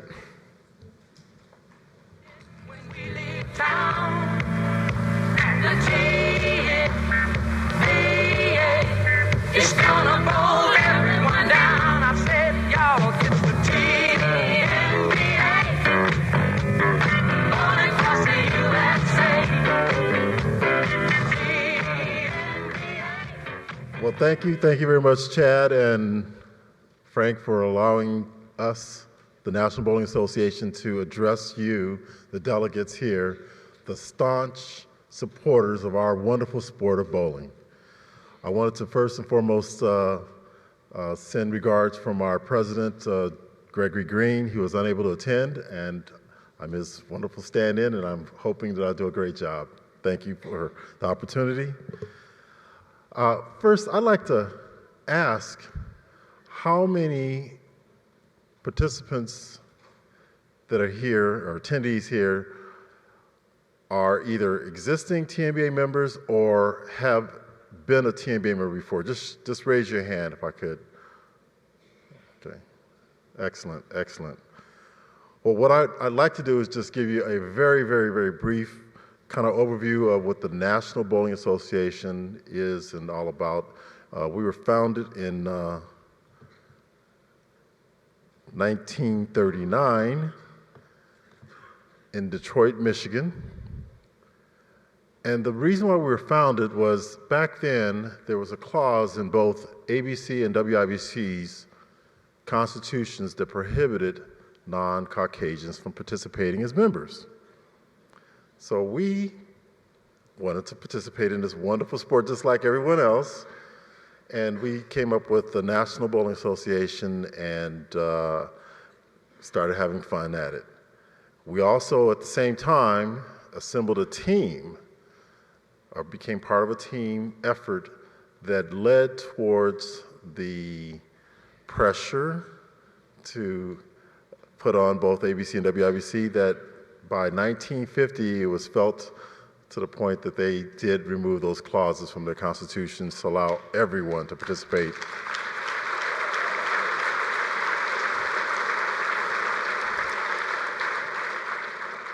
In organized 10-pin bowling. Thank you, thank you. So we kind of felt as the predecessors, I mean, we were there 1939, if you think about it, before the Tuskegee Airmen broke the color barrier for military aviation, before Jackie Robinson broke the color barrier for baseball, before Rosa Parks, before many of the civil rights acts that occurred. This team did it for bowling, and many of those team members went on to go and be elements in the civil rights causes that then happened after our cause. Well, thanks. I think we just we felt like we were the #1 opportunity organization to make that happen. So moving forward a little bit, there's been some myths in regards to the National Bowling Association, one of them being that we're in competition with the United States Bowling Congress. And by no means are we as such. In fact, we are a subset of the USBC in that we require all of our members that are bowling to be members of USBC. So we are a membership organization, but we are all members of USBC. people consider TNBA as an alternative to USBC, and again, we consider ourselves as an ally and a direct strategic partner with the United States Bowling Congress. We host 10 nationally sponsored events that are under the guidelines of our national organization, and we have 110 plus affiliates throughout the country that host their own series of events as well. And those 10 sponsored events, we have 4 regional handicap events, 4 regional scratch singles classic events. We have another national scratch singles classic event. It's our Reed Hawthorne, it's our crowning jewel. And then we have what's called our national championship tournament. And we're very, very proud that going into 2017, that for the first time ever, the National Bowling Association will be having their national championship tournament in the same town that the United States Bowling Congress will be having their championship tournament. Las Vegas, Nevada, 2017. And with that being said, the strategic plans are in place right now today for us to have a collaborative effort of our members, the members of the National Bowling Association, coming over and for the first time, or many in a long time, actively participating in the USBC championship tournaments, and vice versa. We have an open invitation that will be extending out to members that have never experienced participation in the National Bowling Association's championship tournaments. They can now come and see what our experience is all about. Our tournament is open to any and everyone that bowls. All they need to have is a membership card for the National Bowling Association to participate, and we make that available to you.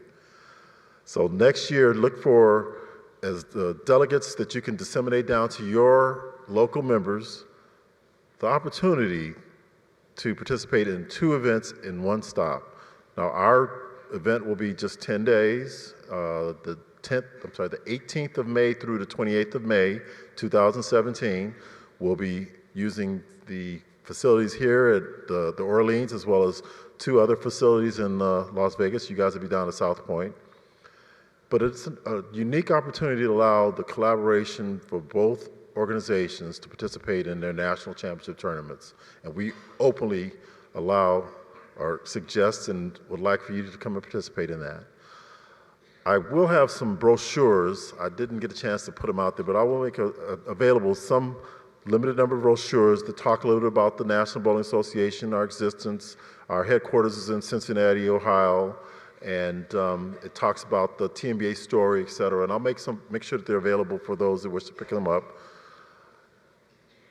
But one of the things that I also wanted to express, and this is a little off key, is the emphasis on our industry, the bowling industry, and the importance of youth and the youth participation in our industry. I'm a former youth director.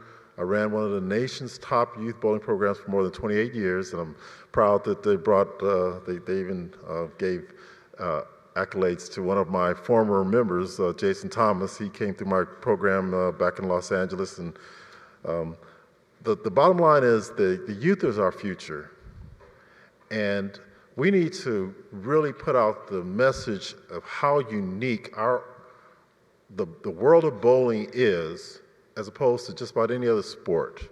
If you go out there and tell someone that's not aware of this, the fact that in bowling is the only sport that I'm aware of that allows a youth member, to go out from the time they're a little tot and able to just push a ball down the lane to the time they graduate from high school, of building up a war chest of scholarship dollars that they can have at the end of their high school years to go and use those towards their education.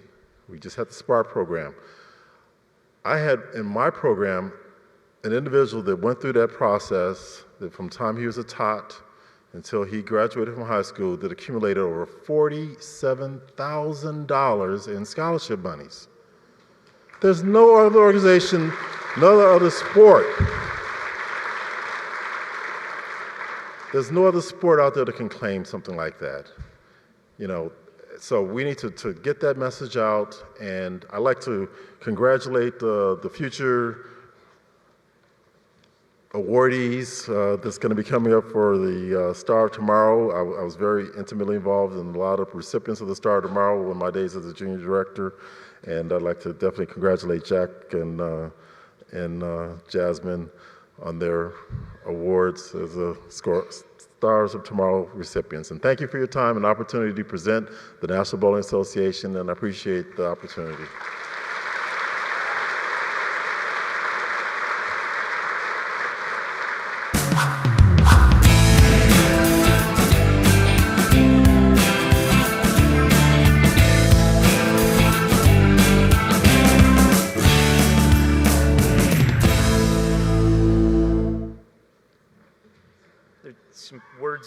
There's some words in here somewhere for this next guy, but I think I can probably do it without.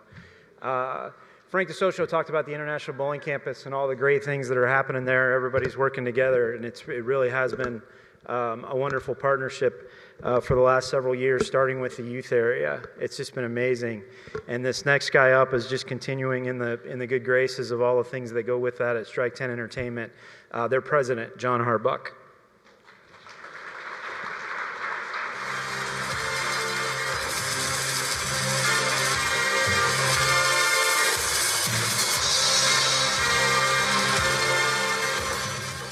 Chad. Good afternoon, everyone. I'm John Harbuck with Strike 10 Entertainment, and glad to be here. There we go. We'll make sure the slides are working. Strike 10 got off to a very quick start this year in 2016. We started off with a rebranding effort. GoBowling.com was our consumer-facing up until 2016, and now we're shifting the brand. We're maturing the brand. In today's digital environment, the .com is really not necessary. So we're shifting our brand to Go Bowling. We feel Go Bowling is a positive statement. It's a statement and a brand that our entire industry can get behind. So you'll hear us in our messaging refer to ourselves as Go Bowling. Now, in addition to that, we're adding a tagline that is a thought-provoking question. We're adding the tagline, when was the last time you went bowling? We want people to think about bowling, and we want them to think about the last time they went. Because most times we feel that it will be a positive memory. So when was the last time bowling will be entered into our messaging? Now, part of our mission is to generate top-of-mind awareness. Top-of-mind awareness is vital to keep the bowling in the front of the minds of the consumers. And then we also, in our mission, is to drive traffic. Now, earned media is an area we focus on trying to generate top-of-mind awareness. Now, earned media is a term that you hear. It refers to the exposure your brand gets from the combination of public relations and also our social media. Social media is a vital, important area that we're focusing on, and it generates tremendous amounts of exposure for the brand, so we're going to continue focusing in that area. Now, a couple of examples of earned media generation that we did is with two partnerships, strategic partnerships that we did in February. The first one was with the NFL, and the Legends of the Lanes bowling tournament we've done now for the last 10 years. Very successful campaign in generating top-of-mind awareness. The second, later in the month of February, was our PBA Chris Paul Celebrity Invitational. I've got a short video to show you that illustrates just how powerful these two events were to generate top-of-mind awareness for the sport of bowling.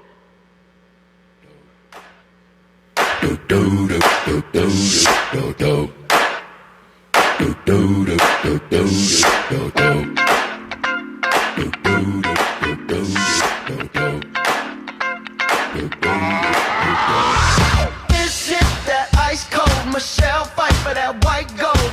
This one for them hood girls. Hotel Foundation, along with GoBowling.com, have teamed up with Legends Community to do a bowling event at Lucky Strike this Friday. Our doors open at 4 o'clock. And the beauty of it, for all your listeners out there, if you go to GoBowling.com, you have the opportunity to get a free coupon for a round of bowling. Say my name, you know who I am, I'm too hot. And my band bought that money, break it down. Girls hit you, hallelujah. Girls hit you, hallelujah. Girls hit you, hallelujah. Cause Uptown Funk don't give it to you. Cause Uptown Funk don't give it to you. Cause Uptown Funk don't give it to you. Saturday night and we in the spot.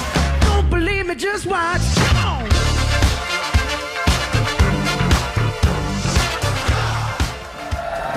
Welcome to Los Angeles and Lucky Strike LA Live for the 2016 edition of the CP3 PBA Celebrity Invitational presented by GoBowling.com. Too deaf to hear, too blind to see. Broken hearts on the city streets, but I can hear that you're calling me to be the hope, be the light, be the love right now. Starting right now. You put my life in motion, your love makes me wanna give my ready, set, go, ready, set, go. So love, I'm not holding back anymore. Like an engine ready to explode. I'm ready, set, go, ready, set, go.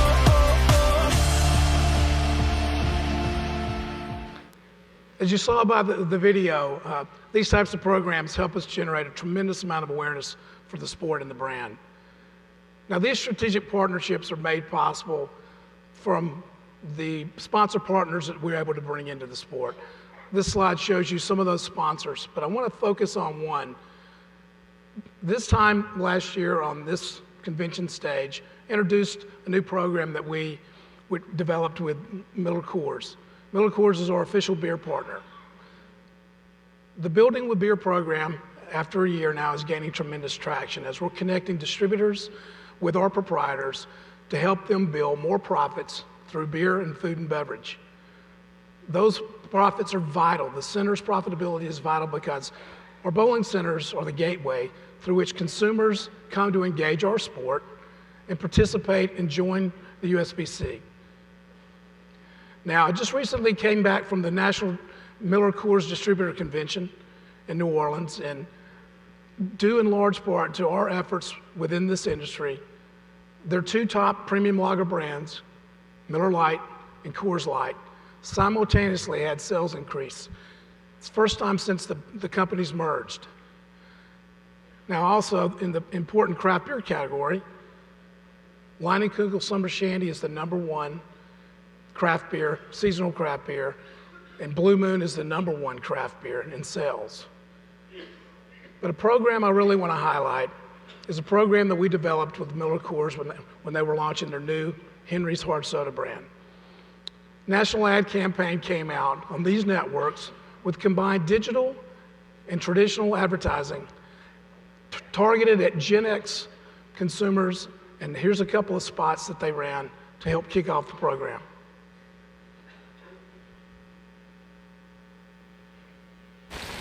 This is Henry's Hard Orange. It's a delicious, refreshing, and easy to drink hard soda, but not too hard. You've got stuff to do tomorrow. Henry's Hard Soda. Live hard. Ish. It gets old, which is why they live hard. Ish. With Henry's Hard Soda, an adult beverage that helps them go buck mild. Henry's Hard Soda. Live hard. Ish. I love that last ad. If you heard it, buck mild. It's kind of funny. It reminds me when my kids were younger. Miller Coors came to us and we stepped up as good partners, and we developed a national rebate program. The objective was to stimulate trial in our bowling centers throughout the country. Now, what we did was put together a program where we rebated every one of the centers that ordered through a qualified Miller Coors distributor for the first 2 cases of Henry's Hard Soda. The results, that were very impressive. We added over 1,300 points of distribution for Miller Coors for that particular brand, which catapulted Henry's Hard Soda into the #1 slot in an 8-week period. The orange flavor was #1, the ginger ale was #7. So we're very proud of that accomplishment. And since we're in a renewal year, it's very important that we deliver those home runs at the appropriate time. So very pleased and proud of our network for generating that sort of sales activity for Miller Coors and the brand. What's up next? Well, we have a very big event. A little over a week from today, bowling takes center stage on primetime circuit as the NASCAR Sprint Cup Go Bowling 400 runs in Kansas Speedway next Saturday night. Now we have a 4-year partnership with one of the most iconic names in sports, Richard Petty Motorsports, and our new young driver, Brian Scott, who drives the number 44 Go Bowling Ford Fusion. We're utilizing this national platform to deliver our new brand and our messaging. When was the last time you went bowling? I'm gonna play a short spot, and as Richard Petty is our spokesperson. Hi, I'm Richard Petty. When I'm not at the racetrack, I spend a lot of time with my family. Ever since I can remember, our favorite activity was going bowling. Our whole family goes, and it's always a great time. Everyone can bowl, from our youngest grandchild to all the grown-ups, and it's some of the best times we have as a family. That's it, right there. Petty family and bowling, a winning combination. When was the last time you went bowling? Now, in addition to that, we'll have a huge activation at the Kansas Speedway. We're bringing in 2 fully functioning bowling lanes that will be in our bowling display tent in the display, fan display area outside the stadium. We'll have tens of thousands of bowlers will be engaging, actually getting on the lanes and bowling at that event. In addition to that, social media, very important. Our hashtag Go Bowling Twitter handle will be pushed out as consumers can line up. They'll come up and choose a screen that they can then take a picture in front of the green screen and then step over to an iPad and post that on either Facebook, Instagram, or Twitter. So as we're generating more and more earned media through social media, this is one of the key areas that we're going to be focusing on, and it's going to be a big hit for us at our fan activation at the race. Now, driving traffic, very important objective of the Strike 10. We're staging the $400,000 giveaway for free games at the race. We're going to have a small army of volunteers that come from the states surrounding to help us get these cards out into the hands of these consumers attending the race. Now we're driving them to Go Bowling, our website, and we're going to have them register for the free game, and we'll be sending them free games throughout the summer in May, June, July, and August. So again, engaging these consumers, driving traffic into our centers. The last area that we're focusing on is our youth activation. NASCAR is a very family-friendly, family-oriented sport. We're expecting over 10,000 youth consumers that will be fans at the race. And so Gary Brown and his team have got a fully comprehensive youth activation area. We'll have in-school lanes they can bowl on.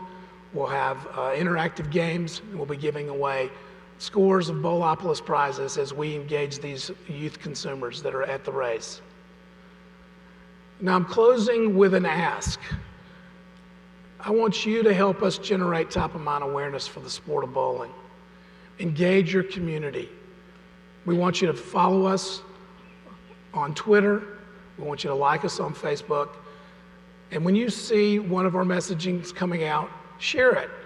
Within the group here, that we can engage tens of thousands of additional consumers just by engaging in our social media activities. Keep bowling in the national conversation. And I've got a final ask. It's really the question that is the answer. If you want to have a good night out with friends, you want to engage in a sport you can bowl and compete in for life, consider when was the last time you went bowling. Thank you very much, and enjoy the rest of the show.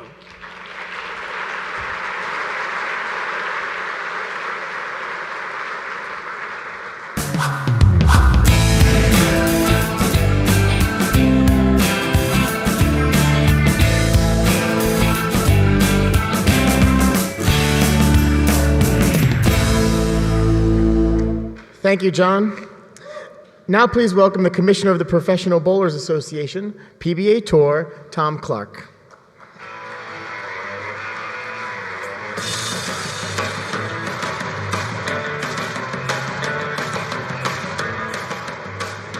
Thank you very much. Thanks a lot, everybody. It's great to be back. It's great to see so many familiar, friendly faces and new faces. A great turnout this year. I'm really impressed. It's awesome. I want to thank the USBC board for everything that they do. The PBA is really very proud of the fact that there's some PBA players that are on the USBC board, and we're very proud of their interest in the health of the game and how they've become involved with the USBC. I want to congratulate the Hall of Fame inductees, and I mean, it's an awesome class.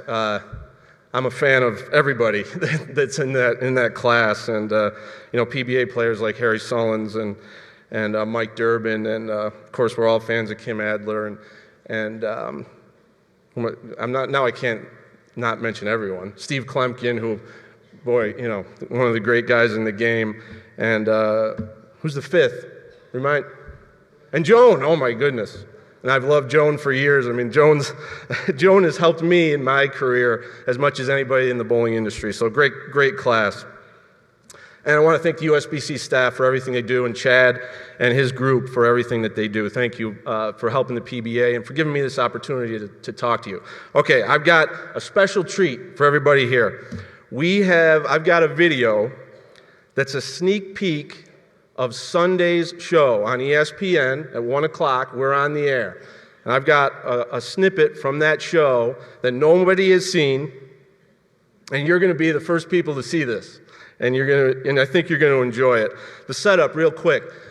We started something 4 years ago called the PBA League. And it started because ESPN wanted an original concept for a new series of shows. Utilizing the best bowlers in the world, but in a way that we really haven't seen them before, or at least in decades. So we created this team concept and had a draft and put together 8 different teams, and then we looked at it as a really unique opportunity for sponsors to be able to sponsor a team in the PBA League. We looked at it as a chance to get more players on our show. Every week in a typical show, you never know who's going to make it, and 5 players make the show, and you might not have any star players on a show or things that help ratings, that help ESPN stay a great partner of ours. And this concept gets all the great players on TV pretty much every week. And then, of course, there's the team camaraderie and the great trend in bowling today with high school bowling and collegiate bowling. And you watch these teams compete together, and it's really infectious, and it grabs the viewer, and it feels like a real sporting event. And bringing that to the PBA was something we wanted to do as well. So, okay, this right here, what you're going to see is the semifinals. It's the Dallas Strikers. They have the first 9 strikes in this game. And it's a Baker format, so it's a 5-man team. And the team has Tommy Jones, Bill O'Neill, B.J. Moore, and Sean Maldonado, and the player manager for the Dallas Strikers is Norm Duke. And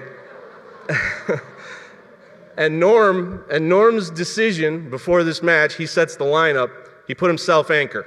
Okay, so the team's got the first 9. There's never been a 300 game in PBA League competition. We know how difficult it is to have a Baker 300. And Norm is your man in the 10th frame to have to make 3 strikes for that 300. Let's go.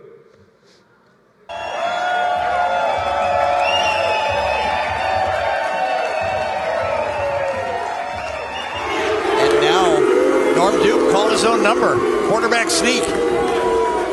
The exact position he wanted to be in. Just sit back, relax, and enjoy the hysteria here at Bayside Bowl. Come on, Norm.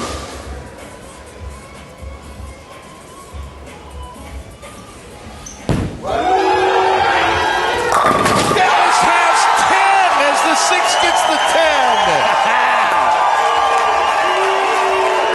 Try it sometime. Line up 4 of your friends and try to string strikes. Dallas this pitch.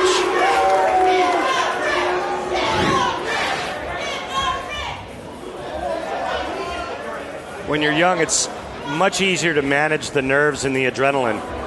When you get over 50, not so much.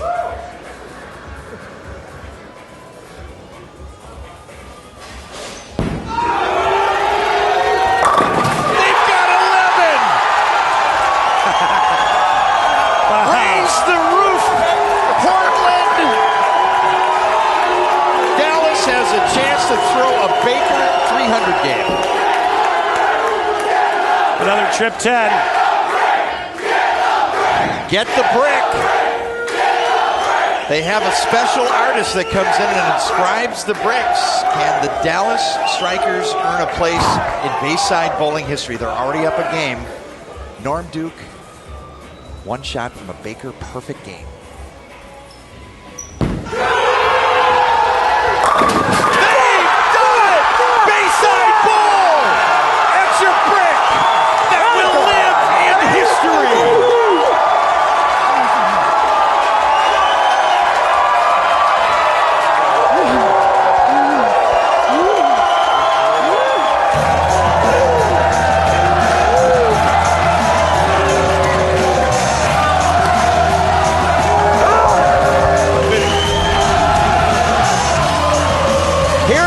For 300, Norm runs it out.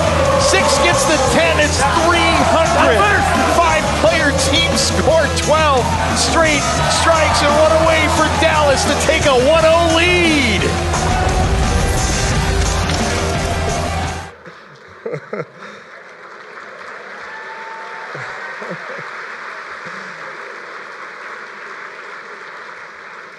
Thanks a lot. That is not boring. That is not boring.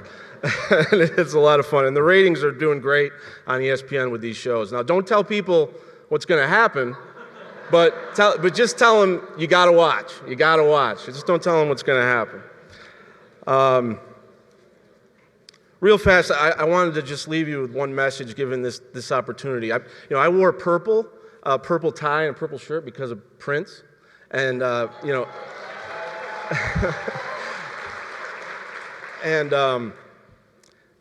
was a teenager in the 80s, and so Prince was just a huge figure in my whole entire life and people my age and had a huge impact. And, but last week, my daughter, who's 17, had her prom. And at her prom, she came back and told me the next day that they played a bunch of Prince songs. And she said, all of her friends said, "What is this?" And then they would say, well, someone who knew, like Quinn, like my daughter who knew, would say, well, Prince died. Well, who's Prince? And I think I use that as an example for some of the things that are going on in bowling and for how important you are for the sport. Because when you playing some Prince, I'm not gonna dance.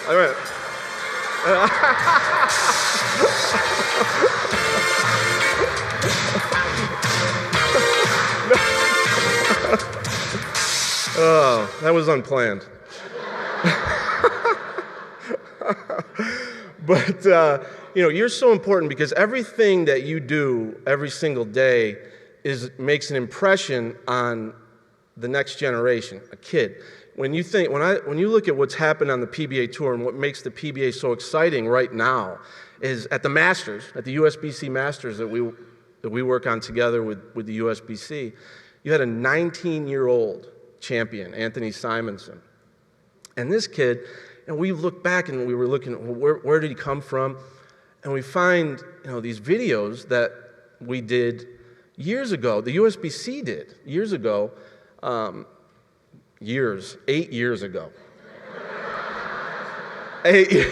Where he talked, Anthony Simonson, as an 11-year-old kid, talked about how important PBA experience leagues were to his development and how much he learned about bowling, about difficult conditions, about adjustments, lane conditions, patterns, and how important that was in his development. And you see that, like Prince was important to me, Mark Roth was important to me in bowling, but for Anthony Simonson, he was 11 in 2008.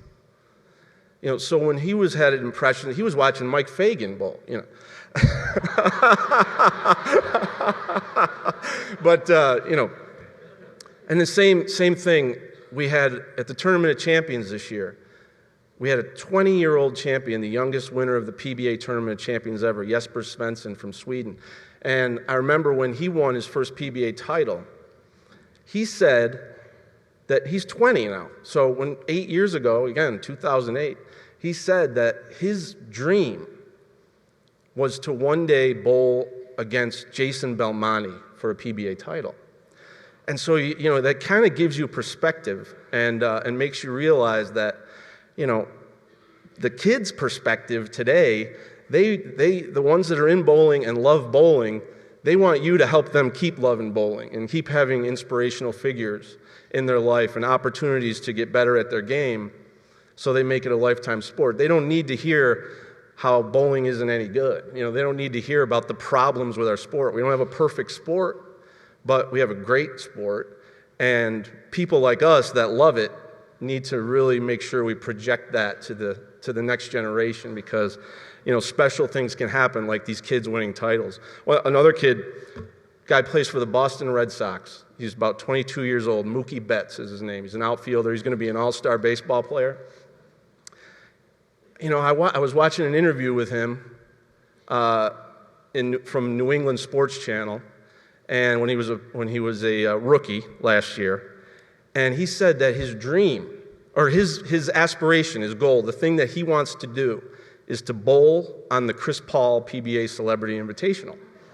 Yeah, you know, and when I heard him say that, we said, "Wow, we got to look into this kid." It turns out he's a great bowler, and he bowled the World Series of Bowling this year, and he can kind of do anything he wants, and you know, but so, you know, when I think of 8 years ago, we thought the Chris Paul event was new. You know, we thought PBA Experience Leagues were new. We thought two-hand bowling or Jason Belmonte and taking over or coming in as a rookie was new, and those things were inspiring people then that are manifesting themselves in the type of people that are now inspiring the next generation. Like that little kid watching Norm Duke.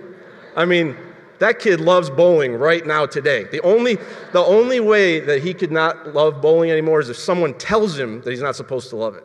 So we just won't tell anybody. You just tell him to keep loving it. Thank you very much again, and great to be here. Thanks.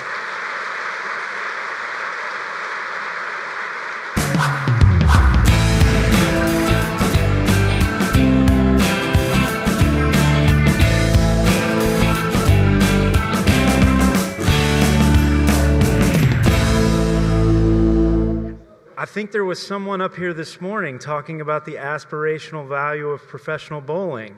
Was anybody in here? Anybody see that? I think so. Did you see that kid in that video? Was that incredible?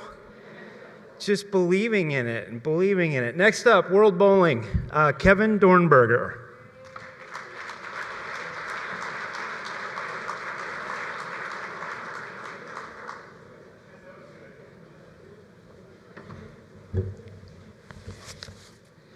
Good afternoon. Good afternoon. Yeah. See, I think they put me behind Tom, so I'd be permanently embarrassed because I'm too old to do that kind of stuff. I would fall down dead. And then you'd have something to laugh about. We are World Bowling. I think you're familiar with us. I've talked to you before about what we do. I'm the CEO. I was president for 8 years. I've stepped down to be a full-time CEO, and our president is now Sheikh Talal from Kuwait. That's important because we needed to expand our resources, we need to expand our political influence base as we fight to become an Olympic sport. We still have World Championship events. We have one in Lincoln this summer. The World Youth Championships is in Lincoln at the end of July, first part of August. It's your opportunity. Those of you who live close or maybe not so close, if you want to go see the best young players in the world, that's the place to do it. How good a player? Well, in our last World Youth Championships, 2014 in Hong Kong, the Masters champion was none other than Jesper Svensson, the now 21-year-old Swedish young two-handed lefty who I read the other day is the youngest PBA player in history with 4 titles. So, good bowling in Lincoln coming up. In December, we have our World Singles Championships for adults in Doha, Qatar. A little further away for you to go. What we really do, I think that's the most important thing for you and for I, is we're the head of the Olympic effort as the world governing body for bowling. You've supported it in the past, and I believe you will in the future when our time comes. The industry came together a couple of years ago, and we put together a program called Friends of Bowling, and it was aimed at getting us recognition for the IOC shortlist, the Olympic shortlist for the 2024 Olympics. They take a very long-term view of sports getting in, and normally it's 7 years. Whoops, I keep hitting the button. No, come on, you're spoiling my surprise. That's not us. There we are. We're not there yet. And we got a surprise. We got an unexpected opportunity in Tokyo, where all of a sudden the IOC has decided that each Games host should have an opportunity to add a few sports of their own on a one-time basis to the Olympic Games. The Tokyo Olympics are in 2020. We applied along with 28 other sports. We made the short list, 8 sports. First time bowling has ever been on the short list. I think that's important. Remember that, please. We did make progress. We didn't make the final cut. 5 sports were proposed by Tokyo to the IOC for the 2024 Olympics, 2020 Olympics. We were not included, but we were the last cut out. I know, it was tough. The feedback to us, and they were pretty frank, is that they were concerned about 2 our image. We were pretty much today. Maybe it's as simple as the athletes wearing bright pink shorts when they bowl. Maybe. I don't mean to minimize it, but it's maybe a simple solution. We can tell people from the outside who have no idea who's good and who's not quite as good and why. We can tell them the difference just by glancing. The other thing that they were concerned about, and I think that's really most important to us in this room, is that they didn't see us as being as attractive to youth as the sports that were recommended: surfing, sport climbing, inline skating. You can argue about it. You can say that's not true. We've got lots of kids in our youth programs. We've got lots of kids in junior gold, et cetera, et cetera, et cetera. First of all, take a global viewpoint. And secondly, step back and listen to what people outside of our sport are thinking, what their perceptions are. In this area, in us making an Olympic sport venue or not, it's not so important what we think of our sport. It's more important what they think of our sport. And they don't think we're particularly attractive to youth at this point in time. Maybe it's a perception issue. Maybe it's reality. In either event, it's an area that we have to attack. We have an additional opportunity in addition to the 2024 Olympics, which next year they're going to go through the same process again. We're going to be in the middle of it, I believe. And perhaps we'll be on that final cut and be in the 2024 Olympics, which will either be in Rome, Paris, Budapest, or in LA. Pray for LA, folks. Pray for LA. We're going to be in the Olympic Channel, which is going to be a new television channel that will start by the end of the year. I can't tell you how soon it'll be carried here in the U.S. I assume fairly soon. It'll be an NBC project. And we're going to have bowling in the Olympic Channel to expose other people to our sport. Okay, now finally we get to my clumsiness. We have a gentleman here on your screen. Some of you know who he is. Cal Ripken. Cal's gotten a little heavier. Haven't we all? Cal is a very traditional athlete in a very traditional sport. His father was player, coach, and manager for the Baltimore Orioles for 37 years. Cal set the all-time record, as most of you know, for most consecutive games played in the major leagues. Over 2,500 games. Hall of Famer, very traditional family in a very traditional sport. And I was watching ESPN SportsCenter last month, and Cal comes on as the Major League Baseball Youth Ambassador for baseball. Baseball is concerned that the number of youth participating in their sport is dropping dramatically. Sounds familiar. So Cal talked about what they were going to do about it. They said they recognize that youth have a different and much shorter attention span. And so they were looking at, in youth learning the game and playing games, they were looking at new rules. Examples, 12 seconds for the kids to run from the dugout to their position. Instead of kind of, daydreaming as kids do, wandering out towards right field where they don't want to be anyway. Starting every batter with a 1-and-1 count, 1 ball, 1 strike.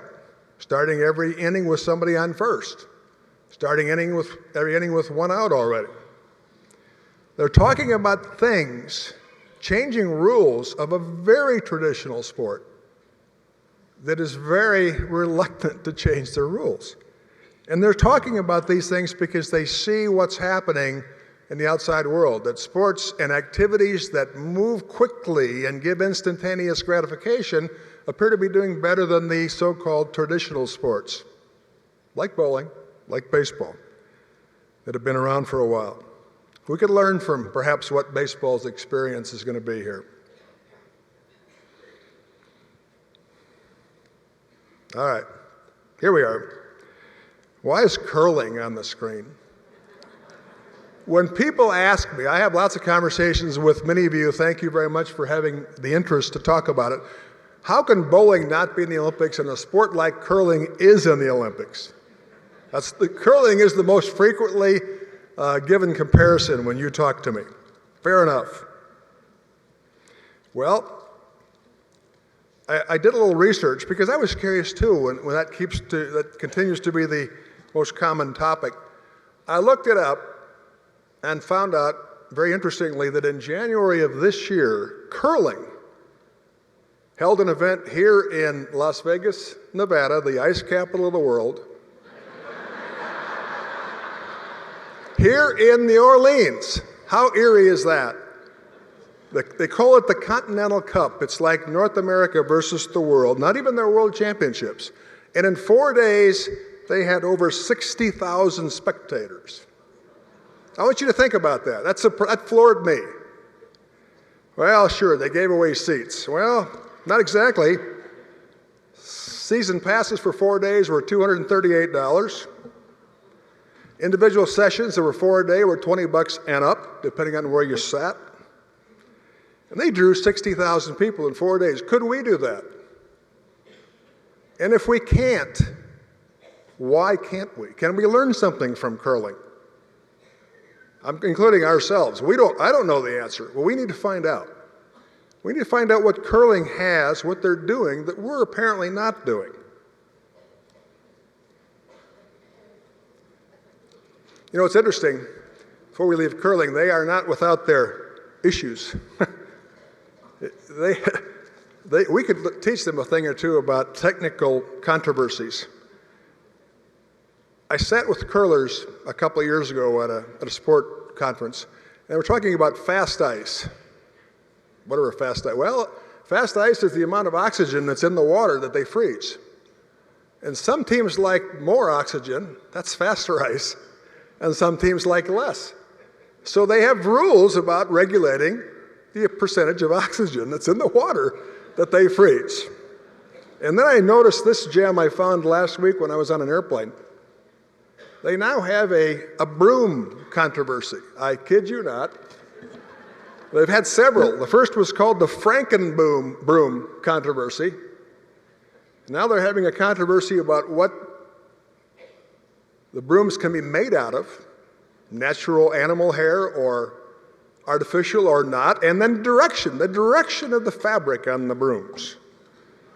But they've appointed a special technical committee, and they're going to work this out. And I kid you not, here it is, for those of you who don't, eerie, that a sport we would many of us would just dismiss out of hand is maybe not so different than us in a lot of ways, except that they have passionate spectators that we need to figure out.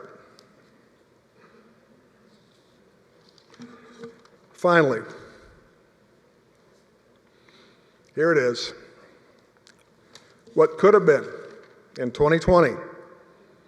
This was our presentation to Tokyo 2020 as to what we would have looked like in Tokyo as an Olympic sport. This is what reality. This was what would have happened had we been chosen as an Olympic sport. We'd have been in the Yokohama Arena in Tokyo, 8,000 people, 4 days, 3 sessions a day, sold out, generating $4.5 million in revenue, netting Tokyo $1.8 million in net revenue, not counting merchandise sales, not counting sponsors, not counting any of that. Now, is it because it's the Olympics and we couldn't do it anywhere else? Well, that's part of it probably. And maybe you can go back to curling and say they can draw 60,000 people because they're an Olympic sport. Maybe. That could be it. I don't know. This is our opportunity in 2024. Just change that to LA, I hope. But it isn't that simple necessarily. You know, in LA, I think they consider themselves hip, and I know that's probably not the right word in today's society. But I'm old and I'm going to use the word hip. Bowling needs to be perceived as hip by the time LA is chosen and they start considering their additional sports. How do we do that? We need to listen to and understand how outsiders perceive our sport, not what we think, but what the outsiders think. We need to be open to change. We've talked about that forever. It's not easy to be open to change. Look at baseball. We tried different scoring systems. Some of you know that on ESPN for the World Tour Finals, in conjunction with our partners, the PBA. The last one we tried didn't fare too well. The first one we tried didn't fare too well. It's kind of a match game system. The last one we tried didn't do too badly. We got some favorable reviews. It was on in February on ESPN. It's now on our website if you want to see it. worldbowling.org. It's the World Tour Finals. It's a simple system. Strike is 30. Frame is done. You have 30 on your score. 9 spare is 19. You have 19 for your score. 9-0 is 9. You're done. There's never a carryover because whatever you do in the frame, it's self-standing. And from an outsider's perspective, there's the score. We're never waiting for the next shoe to drop. I had a raging argument with Jason Belmonte about this when we were in Tokyo. You shouldn't do that. The consecutive strikes are way more important, and that always should be that way. I got to thinking about that because I do respect Belmo's opinion.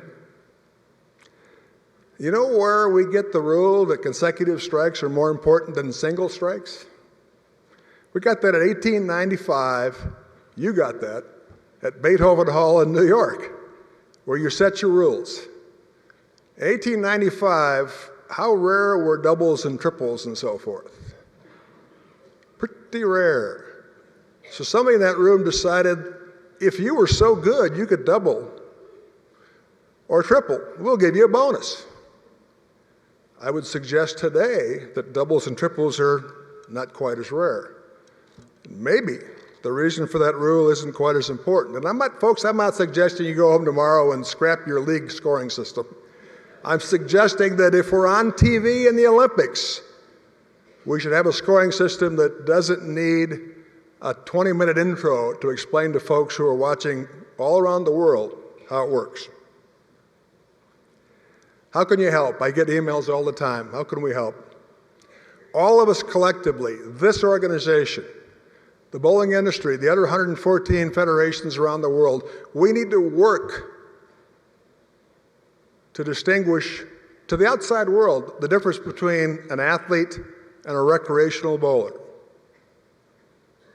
And more importantly, we need to create the reality, or at least the perception, that we are appealing to youth, just as much as surfing is and inline skating is, and et cetera, et cetera.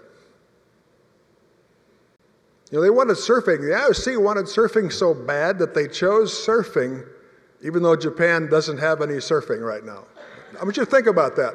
Solely because it's perceived, rightly or wrongly, as a sport that will attract and keep youth participants and viewers for a long, long time to come. And that's what the IOC wants. That's what the Olympic wants. A younger viewership and people who will participate in lifetime sports, young people. We can do that. I can't describe to you how close we are and were, closer than even the raw numbers indicate. We are ready to be an Olympic sport. We need to keep working together. We need to make that picture that you're looking at a reality for your generation, your children, your grandchildren. That's what's going to inspire them and keep people in the game. Thank you.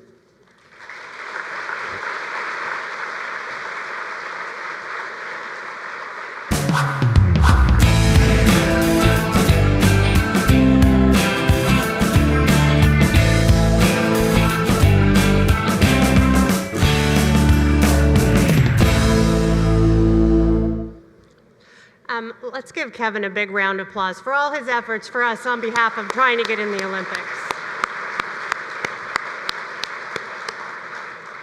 Well, we started off earlier with the Smart Corporation, and now we're going to end our industry updates with the Chairman of the Board of the International Bowling Museum and Hall of Fame, Mr. Bob Gudorf.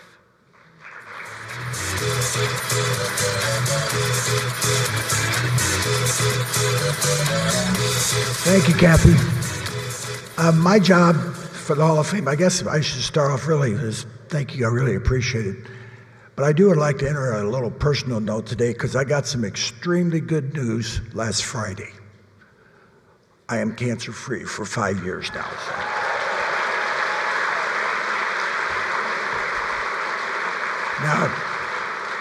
Now we get back to my real job.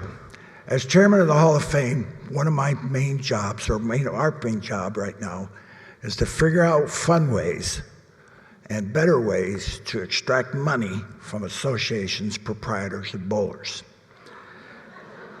It's a hard job, you know. It's tough in our position. We're not in a position like the cancer people and the BVL, which are great charities and very worthwhile, and they pull at your heart.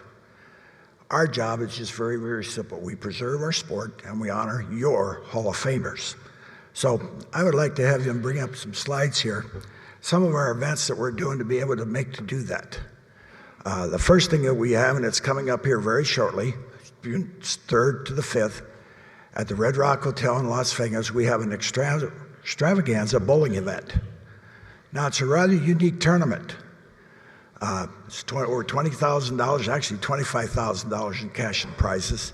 It's a doubles tournament, but unlike most tournaments, you only bowl one ball per frame, and you bowl 8 games, so it's rather simple. If you're a good bowler, you're most probably in trouble, because it doesn't make any difference whether you're a good bowler or not. The entry fee is $5.95, and included in that, though, is a 3-night stay at the Red Rock, which is like a $600 value. Plus, we have an opening night cocktail party. We have a slot machine tournament. You get to meet Hall of Famers. I know Mike Alby's going to be there. I know Johnny Petraglia is going to be there, and I know there's some more of them coming in. And we also, at the end of it, we have an award luncheons. It's a great tournament. It's a lot of fun. We set a goal of 100 teams this year, and right now we're at 94. So I'm begging of you so that I can keep my high-paying job as Hall of Famers chairman, which I think they doubled last year. I think 0 times, yeah, well. But anyway, if you would, please consider it. It's a great tournament. We even got a little special right now. If you don't want to stay at the Red Rock, you can still take an entry for $275. So, and remember, it is doubles, so please consider joining us.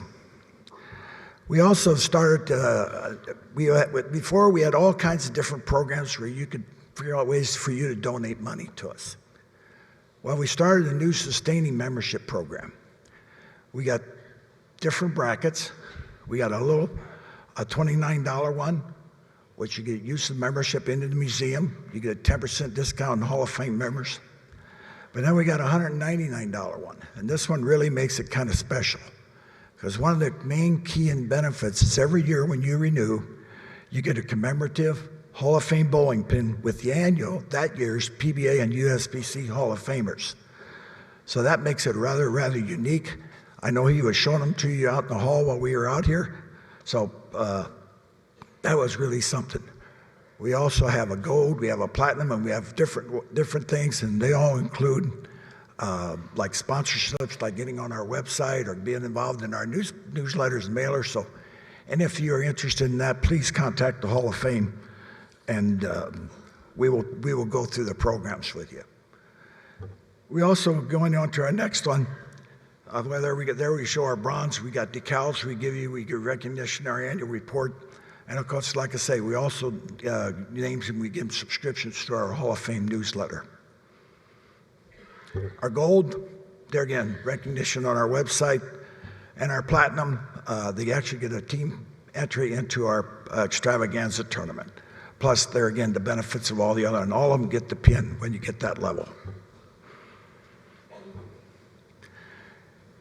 This year, as far as our winners and our preserving the history,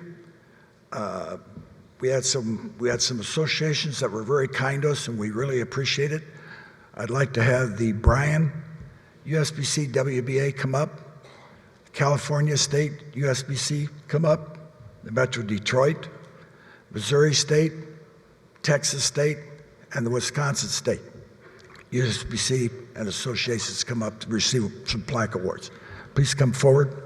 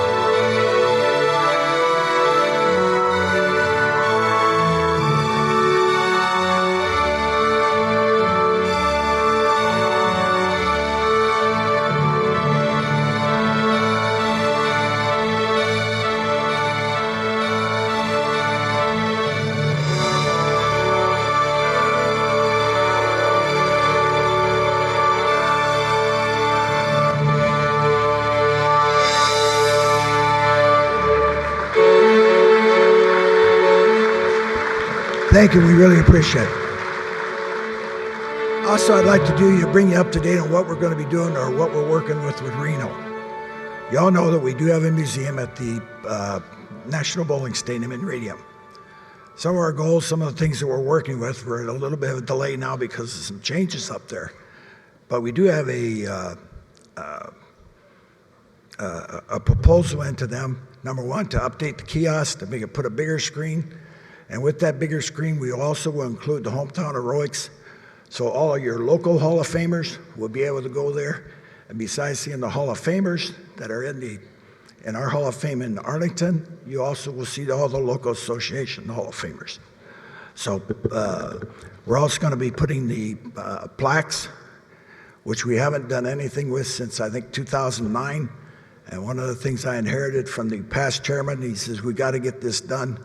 So we will be updating all the plaques with all the new Hall of Famers since I think it's 2009. And there again, we hope to have that sometimes done before next year. We also have a brick campaign that we use. I apologize, I went out a little bit out of order.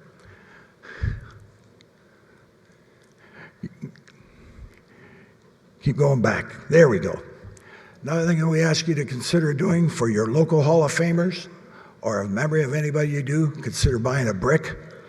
For those members, they're relatively inexpensive, but what a great way to honor your local bowlers and everything. And with that, the only thing I can say, we'd like to thank you on behalf of the Hall of Fame for your support. If there's anything that I can do, sorry, I'm not with it today. The Bowling Charities exhibit, that's another thing that we're working on for Reno. We had hoped to somehow or another be able to come up with an exhibit that would have a rolling tally of how much bowling gives to exhibit. We know how much BVL gives, we know how much Bowl for the Cure gives, but we also know that there's a lot of proprietors who run local charity events, and we're going to have on our website, be tied to it, but our local contributions, a proprietor could go in there and register their local charity, and there again, that would be added up to a total similar to what they did on the Jerry Lewis Telethon.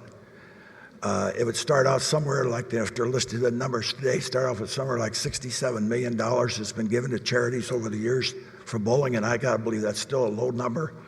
So to give you an idea of what this industry has contributed to the various charities throughout the world. But with that, I'll end.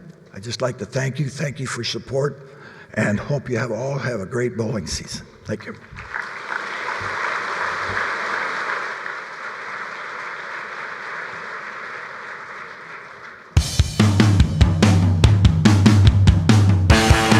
Hi, I'm Nelson Talamas from Fort Stewart, USBC in Little Hinesville, Georgia. And this year, our big success was our bowlers wanted to do doubles. We had been doing just singles in the past, and they said they wanted to do doubles, so we did for them. Last year, we had 33 total bowlers for our open tournament and only 8 women for the women's tournament. This year, we had 74 for our open tournament, and we had 54 women this year for our women's tournament. It was an amazing turnout. We listened to our bowlers, and that's how we're building a future for our sport.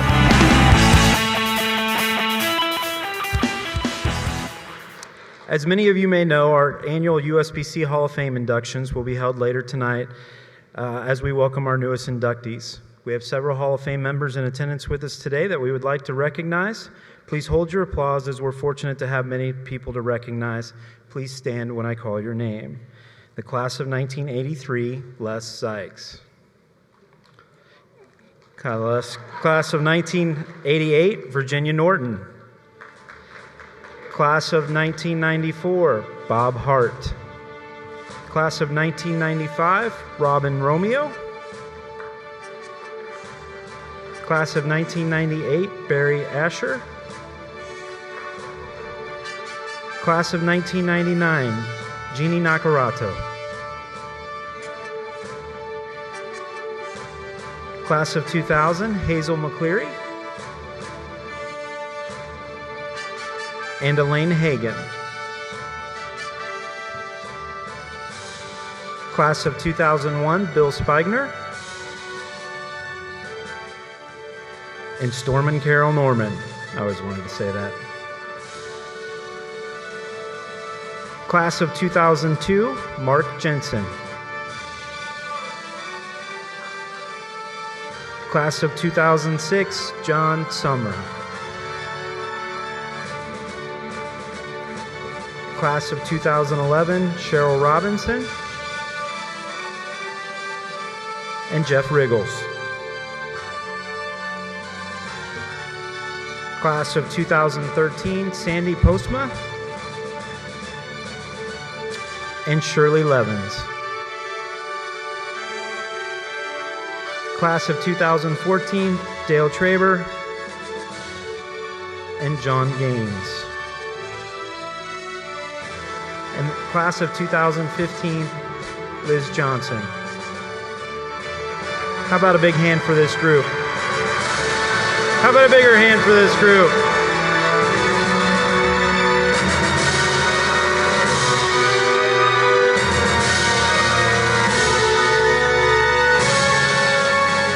Now let's take a look at the class of 2016.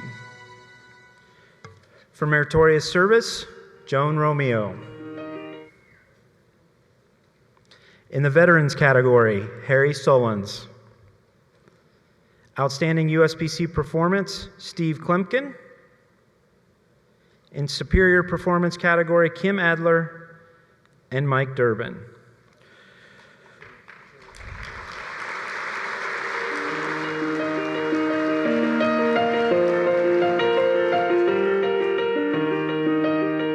The USBC Hall of Fame class of 2016 includes a number of outstanding performers and also the mother of one of the sport's most legendary performers, who's done as much for the promotion of the sport as anyone in history. In the superior performance category, our first inductee is Mike Durbin, a legend at the professional level who was chosen by the PBA as the 22nd greatest bowler in history and was the first to win the prestigious PBA Tournament of Champions 3 times.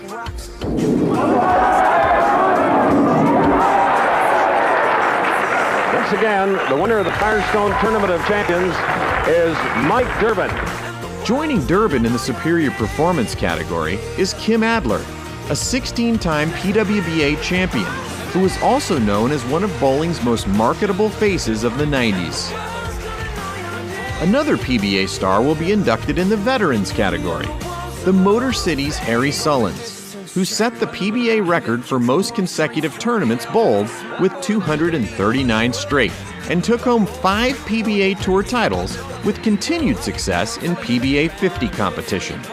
In the outstanding USBC performance category, the youthful Steve Klumpkin, a 2-time Team USA member and 2-time USBC Open Championships Eagle winner, will be enshrined on the strength of his outstanding amateur bowling career. And in the meritorious service category, Joan Romeo, mother of one of the most famous and respected champions and ambassadors the sport has ever seen, will be recognized for her outstanding service and numerous contributions to the sport. Those are your inductees for the USBC Hall of Fame class of 2016.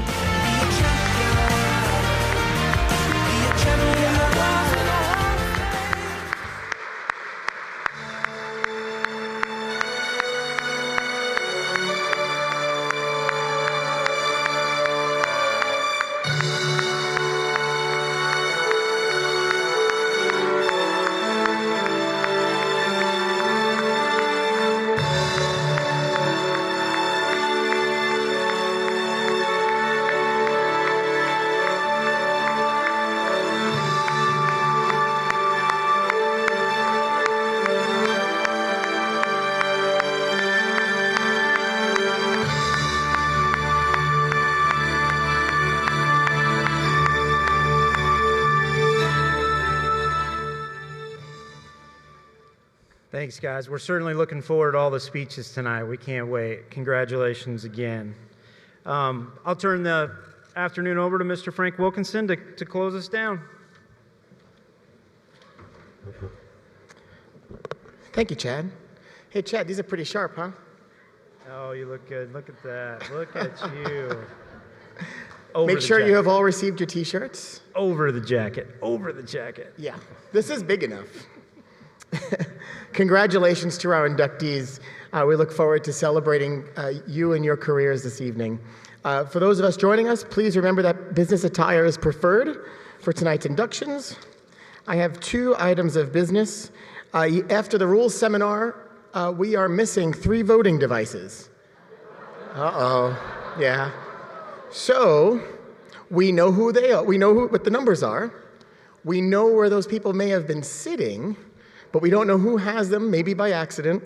But we have the numbers 245, 248, 328. So if that happens to match a number that's on a voting device, that's in your pouch, in your pocket, in your bag, please turn it into a staff member before leaving. If it's in your room, turn it back to us at some point today. If they don't turn up, we know that these votes won't count, they won't be counted. But we'd like to have them back, please and thank you. If any delegates intend to present amendments, please provide in writing to one of our rules counselors. And that concludes today's business. The 2016 annual meeting is adjourned until 9 a.m. tomorrow morning. We look forward to seeing you then.